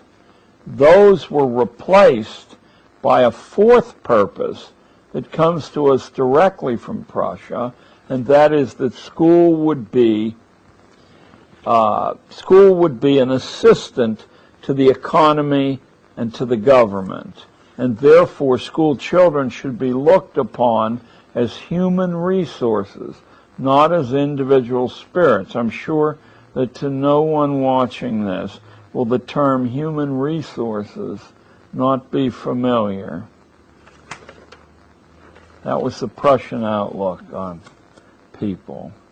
Chapter 8 nails the origination of forced schooling in the fashion that we have it to coal mines and the coal mining powers. A dramatic shift to mass production and mass schooling occurred in the very same moment in history, and they are definitely intimately related with one another. Mass production actually isn't really possible, certainly not the way we conceive of it, without an endless source of energy, which absolutely prior to coal was not available anywhere in the world. Winds come and go. Water ebbs and flows. But coal power can go on at a steady rate around the clock. Suddenly mass production truly became possible. But to have people effectively work at mass production, and even more importantly, consume the usually somewhat inferior standardized products of mass production, you have to have a different kind of human being than through the British out of the United States and were working for independent livelihoods in this country. This chapter, Chapter 8, is called A Coal-Fired Dream World. A dramatic shift to mass production and mass schooling occurred in the same heady rush. Mass production could not be rationalized unless the public accepted massification. In a democratic republic, school was the only reliable long-range instrument available to accomplish this. Older American forms of schooling would not have been equal to the responsibility which coal, steam, steel, and machinery laid upon the national leadership. Coal demanded the schools we have, and of course oil, which displaced coal in the center of our affections also. And so we got these schools as an ultimate act of economic rationality. Chapter 9 deals with the kind of mentality which evolved in order to make efficient the heavy use of machine interventions in human life. It goes by the seemingly harmless expression scientific management, and between 1890 and 1920 it was as close to being a national religion as anything you could imagine.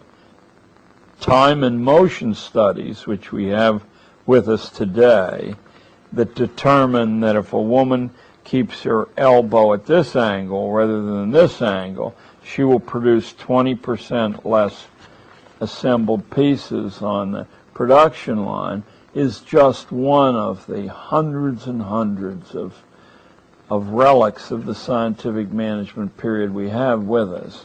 What people who are knowledgeable about this usually aren't knowledgeable about is it didn't stay in the production arena, in the industrial arena, but it leapfrogged almost immediately into the churches, into the schools, into every aspect of American life.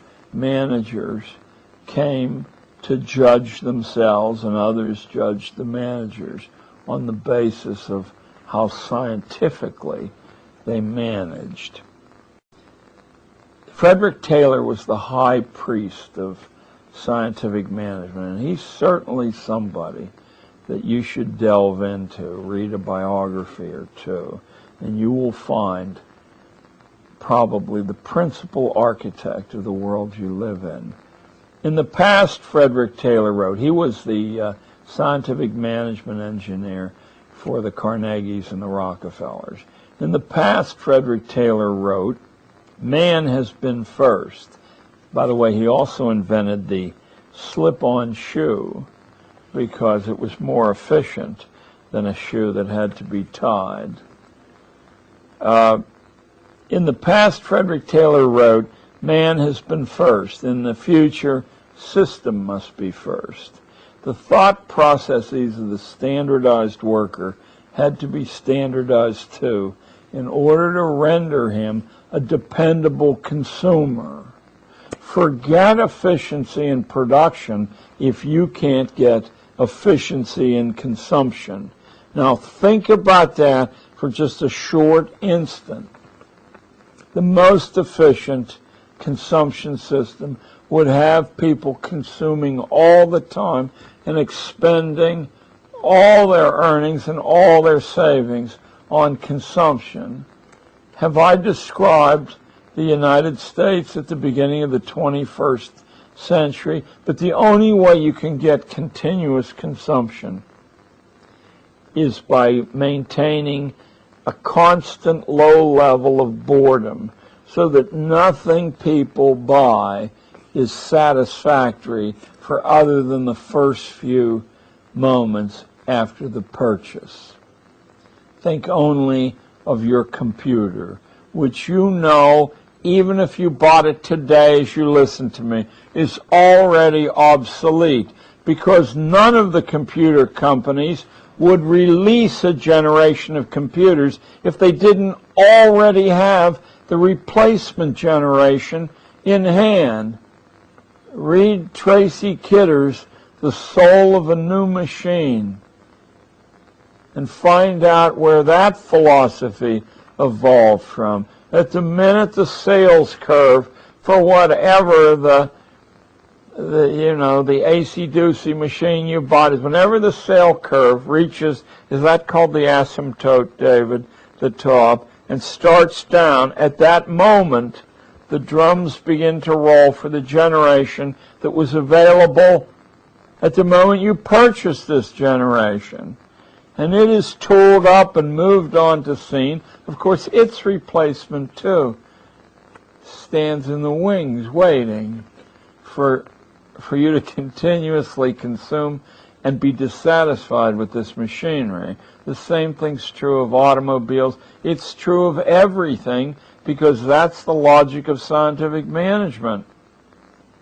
You have to reach a point in human life where everything and anything machines make will be consumed enthusiastically. Well, they make an awful lot of stuff. Fortunately, the United States of America is there to consume it. That's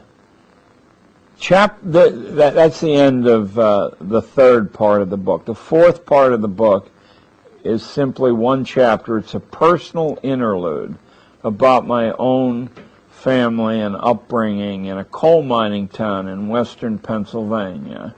And if you had taken my family and put them under modern social work scrutiny, this is both my father's family and my mother's family, I would have grown up in social service work, in a foster home, and all of the people I knew who were all wonderful, wacky geniuses who fought constantly, they would have all been locked up.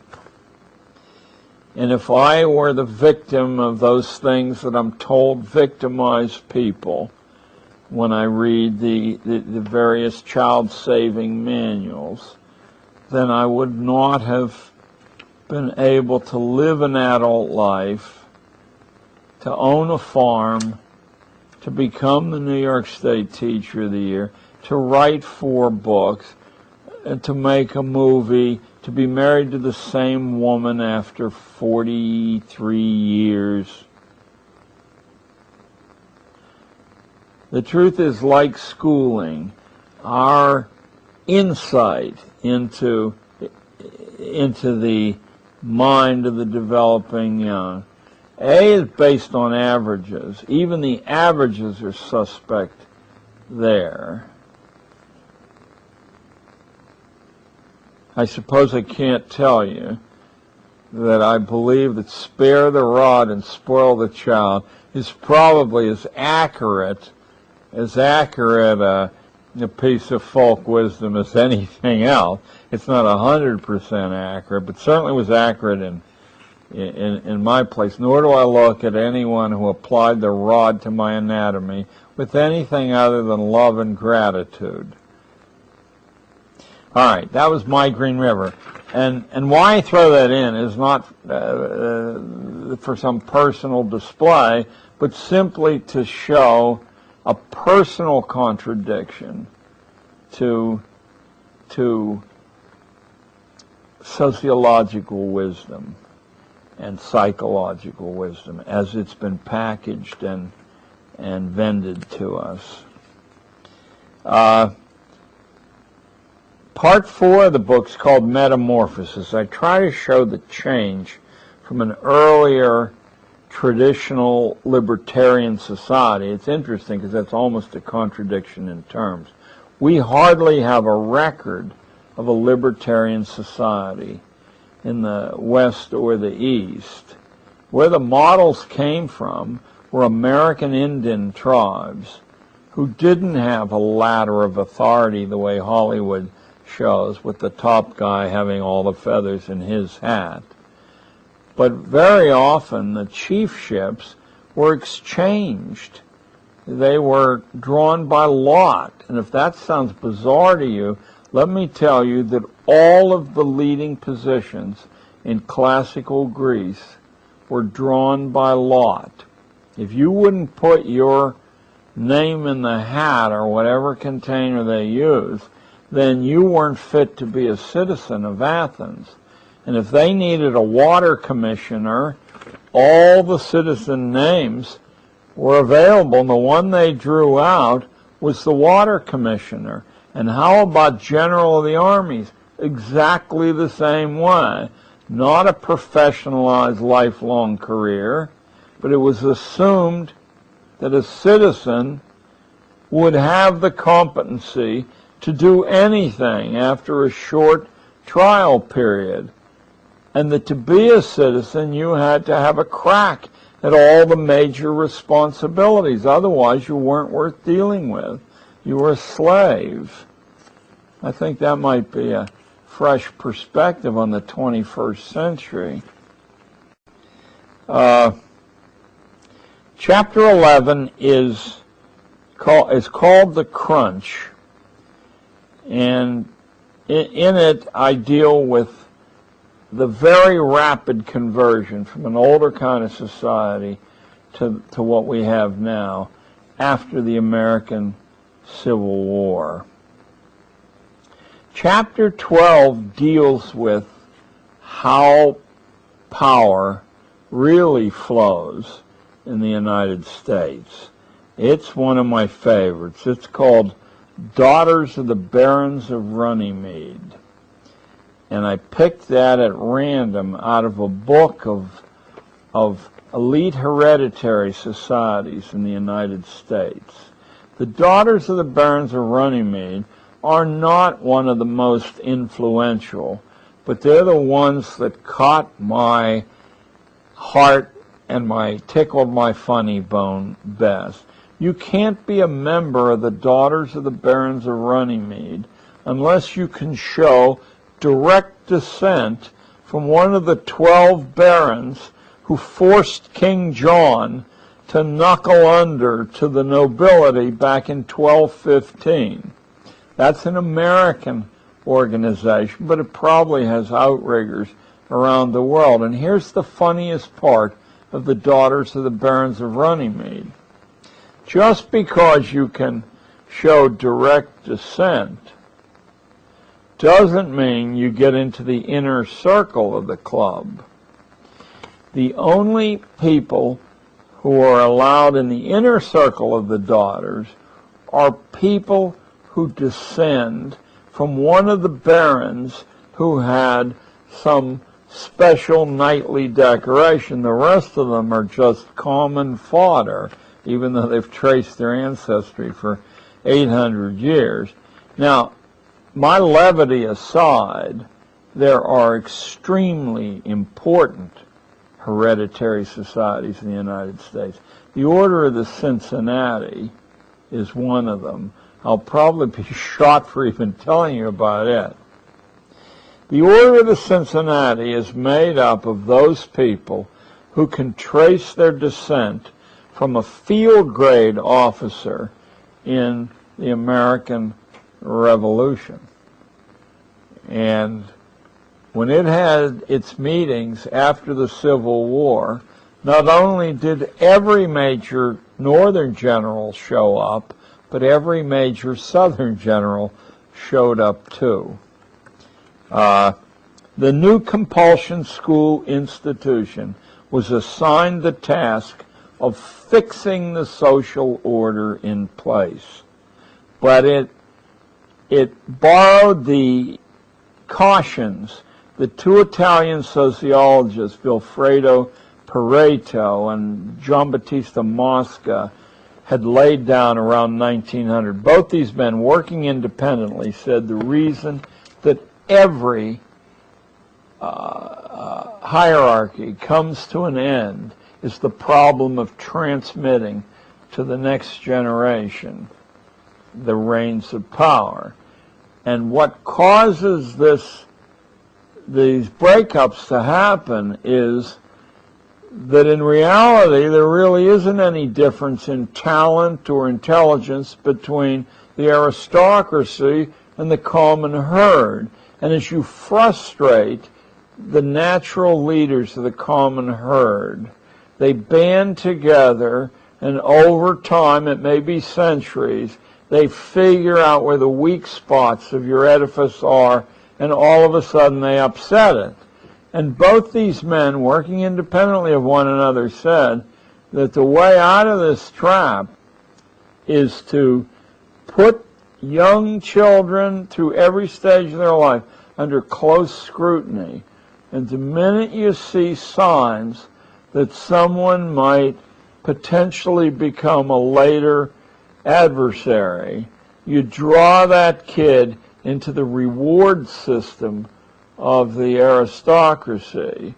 You flatter that kid, you wean that kid away from his own parents, and in that way, the secret of perpetual power would be available for the first time in human history. So the next time you see some kid from Harlem on the cover of Time magazine on his way to Exeter or Andover, you might just ask your local librarian to get you Mosca or Pareto. But the Daughters of the Barons of Runnymede represent the well over 1,000 private hereditary societies that are really like a cousinage, an international cousinage that exists apart from almost any form of scrutiny the outgroup can bring to bear.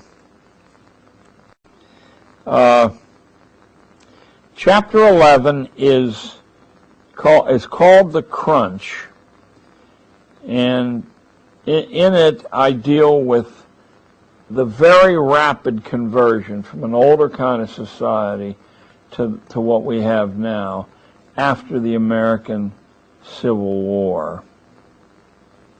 Chapter 12 deals with how power really flows in the United States.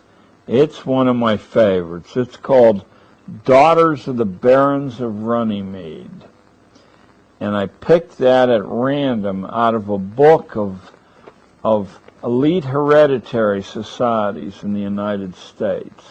The Daughters of the Barons of Runnymede are not one of the most influential, but they're the ones that caught my heart and tickled my funny bone best. You can't be a member of the Daughters of the Barons of Runnymede unless you can show direct descent from one of the 12 barons who forced King John to knuckle under to the nobility back in 1215.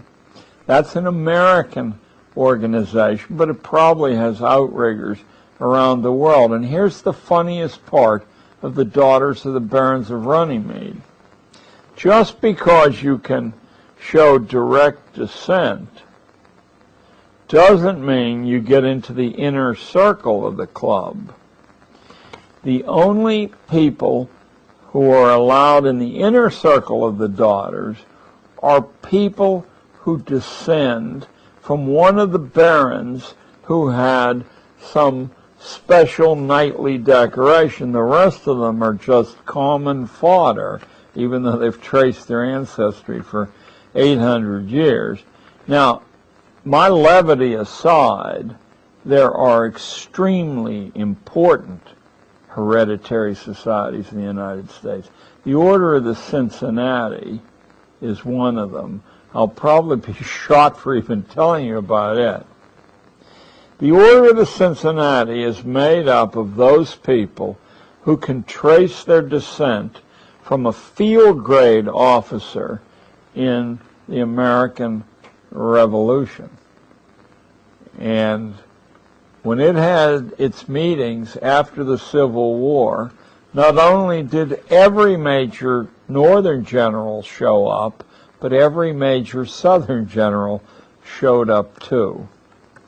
The new compulsion school institution was assigned the task of fixing the social order in place. But it borrowed the cautions that two Italian sociologists, Vilfredo Pareto and Giambattista Mosca, had laid down around 1900. Both these men, working independently, said the reason that every hierarchy comes to an end is the problem of transmitting to the next generation the reins of power. And what causes this these breakups to happen is that in reality there really isn't any difference in talent or intelligence between the aristocracy and the common herd. And as you frustrate the natural leaders of the common herd, they band together, and over time, it may be centuries, they figure out where the weak spots of your edifice are, and all of a sudden they upset it.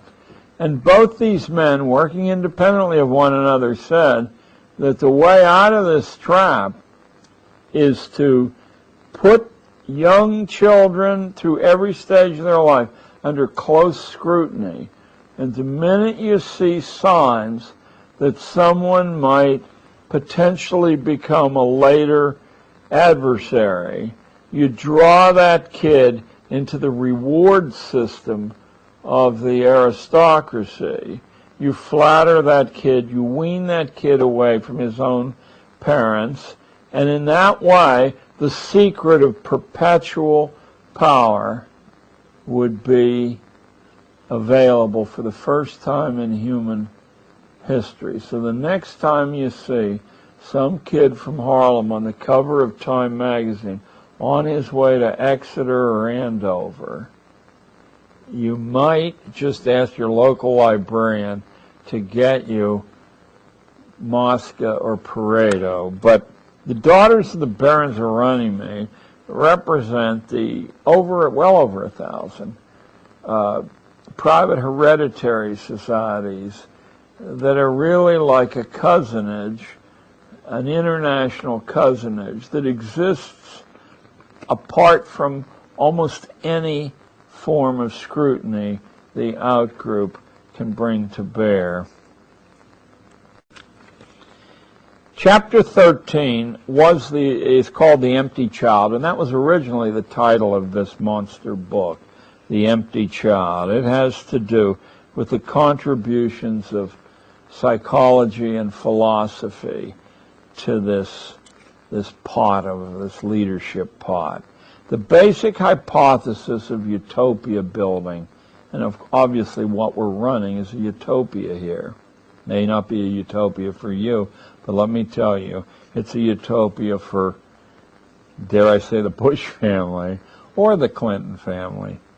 The basic hypothesis of utopia building is that the structure of personhood can be broken and reformed again and again, that people are plastic, or that they're empty and can be filled according to specification.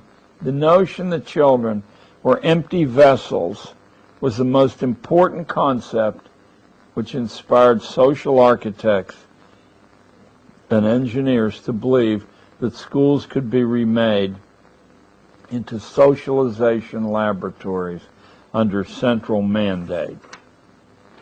Chapter 14, in some ways, is my favorite chapter in the book because it originated in a speech I gave immediately after the Dalai Lama spoke in Boulder, Colorado, and I had sat directly in front of the Dalai Lama, staring in his eyes while he spoke, and when he was done, I got up and spoke to a tent full of people who I think paid $500 a ticket to get in, certainly not to see me. But I was inspired to reach some kind of height beyond the ordinary. I must have taken 90 days to write this talk. It's called Absolute Absolution, and it deals with the necessity of throwing God out of government schooling. God was pitched out of government schooling on his ear after World War II. This was not because of any bogus constitutional prohibition, at least not one that the previous century and a half could detect, but because the new state and the new economy considered the Western spiritual tradition too dangerous a competitor to be allowed, and of course it is. When you issue a wild card to every citizen that says you may appeal beyond the decision of our managers and experts to an invisible guide, you're dealing with a situation so unstable that sensible architects knew it had to be gotten rid of. What I'm most proud about in this article, though, is you can't just throw God out. What you have to do is find a way to replace the functions that God serves. I can't give you a religious lecture here, but obviously one of those functions is to deal with the inevitable universal aging, sickness, and death that we all will encounter. But you can move into place a large, minutely articulated medical apparatus and system that more or less, without actually saying it, promises that everything can be taken care of, including death. It's just a matter of time, isn't it? Until we don't have to die. It seems to me I hear that message daily from the medical system. And there are other things, the functions. God holds your hand when you realize that paying the penalty of the forbidden fruit in Genesis, that you're going to have to labor by the sweat of your brow for your bread. Well, no, you don't. You live in the United States. Only fools work. Don't you get stock options, or aren't you in a privileged occupation where the idea of your resources shriveling up don't exist? They constantly renew themselves. There, you don't have to work. Only fools work. Smart people have other people work for them, or they employ machinery. We're not fighting a war in Iraq. Our machines are so superior to the Iraqi machines, which, by the way, we sold them. So it's our new generation of machines against our older generation machines, that I think we should award the medals to our machinery in appropriate ceremonies. Anyway, absolute absolution deals with the problem of God, why spirits are dangerous, and what actually the Western outlook on religion teaches. It's an amazing code of easily accessible strengths. Chapter 15 is the psychopathology of everyday schooling. None of the familiar school sequences, none of them, are defensible by any of the known rules of evidence. You could not bring a case to court that this has to be this way, or the division into social studies and science has to be that way. They're quite indefensible. They're all arbitrary, because you have to do something as long as you're going to confine these kids. They're all grounded in superstition or class propaganda or aesthetic or philosophical prejudices of one sort or another. For instance, and this I think will be directly useful to you if you're a homeschooler, Pestalozzi's famous formula of simple to complex is a prescription for disaster in the classroom. This is not the way people learn. They learn from a kind of random selection up and down the ladder that keeps them feeling the zest of the chase. And sometimes, very often, you can reverse the ladder, and it works just as well. In fact, there were famous experiments. I have to tell you this. I hope I can remember the name. If I can, it was Penn State University in central Pennsylvania. And the years, I believe, were the middle 70s. I'm reaching, but this old mind, but these are quite famous experiments. The Pennsylvania State University Psych Department took the physics textbook for freshman physics, which I believe was a required course so that all freshmen had to take it. And they scrambled the pages at random, mind you. So often you'd get to the end of a page and you'd be on a different concept in the middle of a sentence, the former concept. And they applied that. This is some more evidence of the way schools are used as laboratories of experimentation, I guess.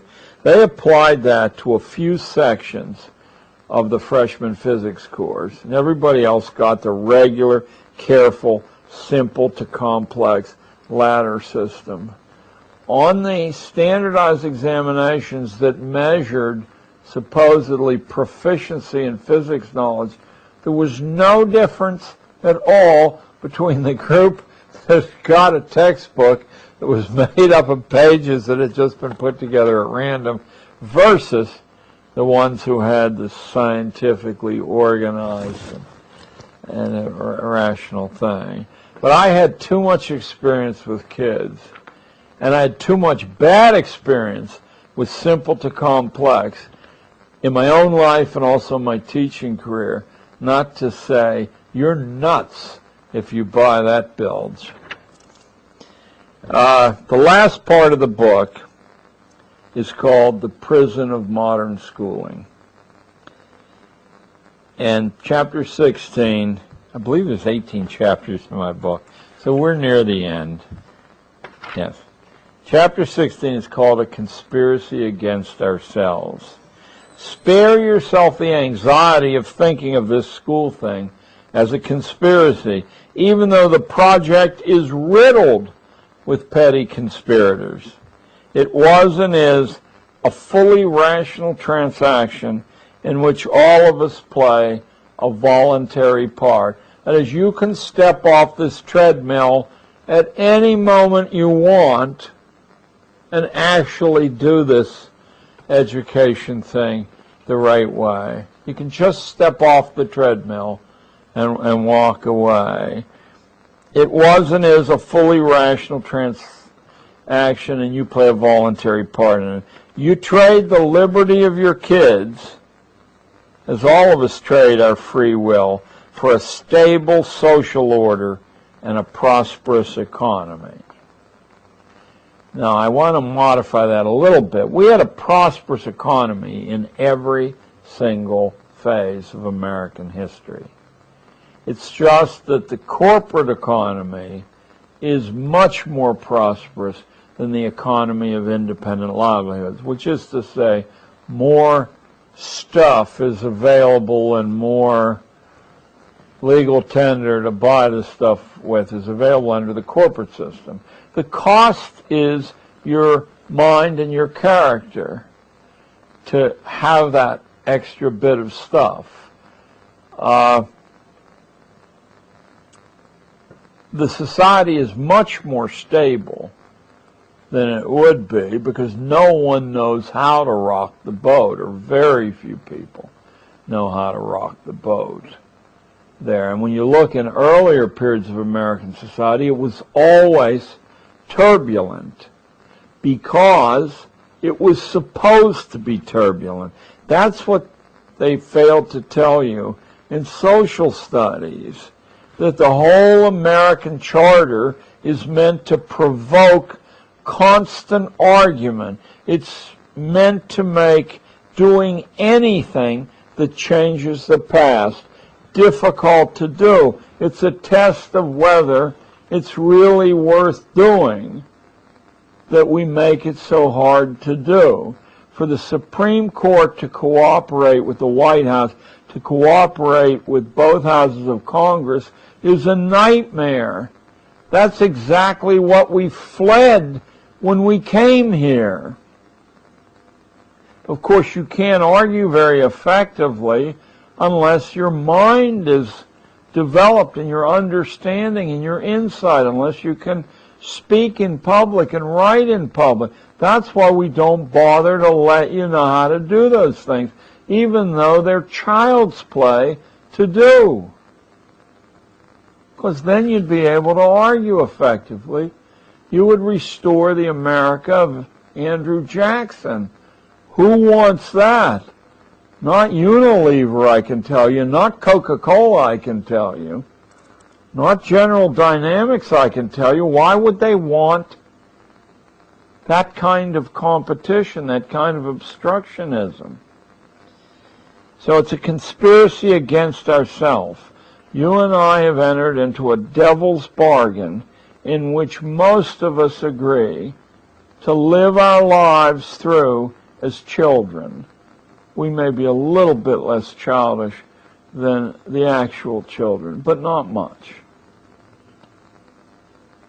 The self-same tutelage which freezes the young into place in exchange for food, entertainment, safety, political simplification affects both the grown-ups here and the adults.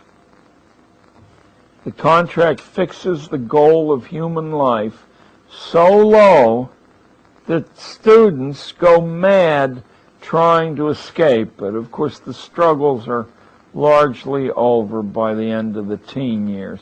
That has nothing to do with the claims of hormones and biology. It's the light that goes out of your eyes, or goes out of your house pet's eyes, when it realizes that it's never going to be allowed to go out into the world. Chapter 17 is the nitty-gritty. It's the politics of schooling. And I wrestled with this idea for literally years, trying to find some way to communicate the brilliant invention that keeps us static, that keeps school reform producing the same thing we had before we reformed the schools.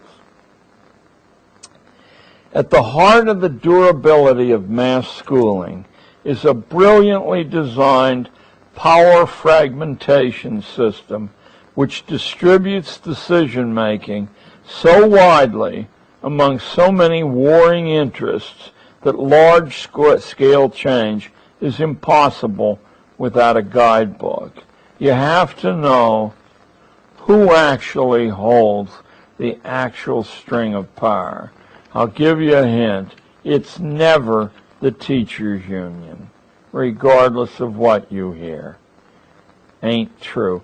The power's fragmented into 18 separate compartments, each one of which I talk about in the book. People who accomplish modest-sized changes in the system have a map to know which people to waste time on and which people to avoid, even though they seem to be at the center of power. For those of you out there with a gleam in your eye saying, I've heard that idea before, you're right. You heard that idea in Thomas Hobbes' Leviathan, written in the first quarter of the 17th century, in which Hobbes says that wherever power seems to be, that you can be sure is not where it is. And the whole shtick, sort of an Eastern Yiddish word, the whole shtick of getting anything accomplished is actually not to beat your head against the ladders of authority, because they don't lead to the authority. It's to discover where the authority is and home in on that. So, the politics of schooling. And of course, each one of these compartments of supposed power have to be paid off. That's why these darn government schools are so expensive. I'll give you just one example from my experience. In the last school I taught in, I was given a former science room on the third floor of the building for my room. I'm saying a former science room on purpose because those huge slate tables with sinks in were still in the room.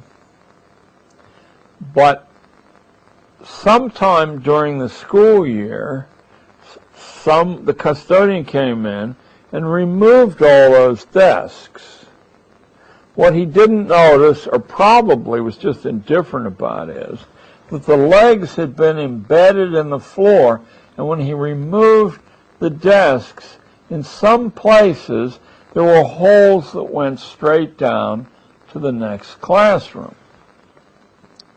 And so my kids, being an enterprising lot, would make spitballs, and dare I say it, would even wad up used toilet paper and drop it through those holes into the screaming class beneath. Eventually this reached the principal's ears, and he came to my door and he said, "I demand that you stop that." And I said I asked for permission to stop it. It would have taken 10 minutes. I'd go out and buy some patches, and I'd put them down myself over these holes, and that would be the end of the temptation. But I was informed by the custodian that that was illegal. So he stormed out of the room, and then he came back, and he said, "Right, you have to go through the chain of command." "Okay," I said, "start me on this procedure of getting these holes repaired. But don't ask me to stand over these holes because they're all over the room, and if I look one way, the stuff will get down another hole." They were dropping also ball bearings down those holes, which is really smart when they bounce off your noggin. So the custodian wouldn't tell me this, but eventually, by dint of gruesome research, I discovered how many sign-offs had to be made before a team was dispatched from 25 miles away in Brooklyn to come and fix that repair. 8 separate levels of authority had to sign off on that, beginning with the custodian of my building and then the principal. But there were still 6 hoops to jump through, and then they didn't come. I misspoke. They didn't come to fix the holes. They came to inspect the problem. I want you to know that the whole procedure took 8 months for work that any journeyman could have finished in a half an hour, including purchasing the supplies to do it. And duplicate that experience by thousands and thousands of repairs in the 1,000-odd schools in New York City that are under the central system. And now are we just beginning to see a glimmer of how this power system has been set up to guarantee that nobody can change the inexorable progress and product of mass forced schooling. Absolutely fascinating. The last chapter is called Breaking Out of the Trap. And I'll just read the epigraph. "The only conceivable way to emerge from this trap, from which no further human, I found a typo, progress is possible, is to repudiate centralization of schooling in the form of national goals, national tests, national teaching licenses, school-to-work plans, and the rest of the utopian package, which in California is daily being tried out here and there. You guys are among the most villainous states in the country. I'd say the only one that matches the damage that California does is Texas. home of the legendary, well, I won't say it, this isn't a political program. You dictate textbook construction for the whole United States, and the reason for it is simple. Rather than fragment textbook buying so that teams of salesmen would be traveling constantly all over the state trying to sell their product, you bulk buy for this nation of 35 million people, so that anyone who gets a contract to supply California with books gets a contract to supply California with millions of books. It's instant wealth. Well, because of that, no textbook publisher wants to make 19 versions of his book. What California wants, or what Texas wants, because they do the same thing, is then force-fed to the rest of the United States. And what you have wanted for all my lifetime is not in books that train the intellect. You've wanted books that propagandize the spirit, that socialize children. Your books are riddled with errors, some of them so comic that if I say them, you won't believe them. When I went to my first job away from the East Coast, it was in Portland, Oregon, and the textbook that was available for history at the high schools of Portland, Oregon, was the same one available in California. It was by Scott Forsman, and among the 258 major errors in the book was that the United States had dropped the atomic bomb on Korea. Now, we're probably likely to do that in the upcoming days, but certainly I guess they felt that all those people from that part of the world look alike. What's the difference? Japan, Korea. There were hundreds of errors of that magnitude in the book, nor was there any particular consternation when this was exposed. I guess there were some screams on the part of parents. But what does it matter? You got to get the kids to sit, be quiet, copy notes off the board, and pass tests. What does it matter whether the information's accurate or not? How old-fashioned do you want to be? Breaking out of the track, you have to repudiate centralization. Schooling must be desystematized.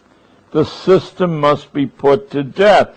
Rather than dismissing that as rhetoric, each one of us, if you value individuality, has a system of our own, just as we have a fingerprint of our own there. It's not totally alien to everyone else's system, but the part of our lives we value is, in fact, the part that stands apart from the other people we know, or at least that's the part we should value as Americans. When you force everyone's system into one large system that presumes to distribute rewards later on based on how well you conform, we're talking about a nightmare. That we are the chief distributor of this nightmare to the rest of the world, not communist China, not ex-communist Russia, but us, should make you sit up and steam and vow to sabotage this system any way you can. Any way you can. So that's the last chapter in the book. It says Adam Smith correctly instructed us, the high priest of the libertarians and the conservatives, he correctly instructed us for more than 2 centuries that the wealth of nations is the product of freedom, not of tutelage, not of someone telling you this is the right way to do something. Smith said that the more people you bring to the bargaining table, the more likely it is that in that steamy exchange of points of view but an entirely different idea that no one had thought of before springs free as the resultant of this dialectical process. I've never met somebody who cites Adam Smith, and they're all over California, who actually read his books. And while you're reading Wealth of Nations, which says bring everybody on board in a policy sense, read his Theory of Moral Sentiments, in which he says that the people who devote their lives to making money are insane. They have wretched lives as a result of that, but we should all thank them for having devoted the substance of their lives to constructing these structures that produce rivers of wealth. As I said, I've never met anybody, but I'm only 70, who's actually read Adam Smith. He's well worth reading. So the connection between the corporate economy, national politics, and schooling isn't a disease of free enterprise. It's a disease of collectivism, which must be broken if children are to become sovereign, creative adults capable of lifting a free society to unimaginable heights. The rational management model has damaged the roots of our free society and the free market that it claims to defend. And then I have an epilogue. It's only 2 pages, but you only get a little bit of it. What happened in our schools was foreseen way before we had them by Thomas Jefferson. We have been recolonized through the 20th century in a second American Revolution. We have been reabsorbed into the ruling imagination of Tudor England. It's time to take our script from this country's revolutionary start. It's time to renew our traditional hostility toward hierarchy and tutelage. We became a unique nation from the bottom up, not from the top down. That's the only way to rebuild a worthy purpose for American education and a worthy destiny for our children. And I summon on stage in the epilogue 2 people. General Braddock, in charge of the largest British army in North America, and his subaltern, Major George Washington. Braddock is an aristocrat to the core, and he's on a huge white horse. And he's covered with red and gold and silver and drummers. And Washington is dressed in frontier buckskins on a horse called Blueskin, who's the gray. And both of them are beckoning us into a different future. One says, you are children, you will always be children, we will take care of you, follow me into this well-organized, fully ordained future. And Washington, who said in his memoirs that the most brilliant sight he ever saw in his life was Braddock's army about to be exterminated when it crossed the river, that Washington said, I don't think I'd cross that river if I were you. He made a mistake, because in my reading of American history, when he looked in the mirror, that was the most brilliant sight he ever saw. Like Caesar, he was offered a crown 3 times, and 3 times he turned it down and said, I'll return to private life after my presidency. I think we need to follow Blueskin into the future. And that's Underground History of American Education. And I hope you buy it. Thank you.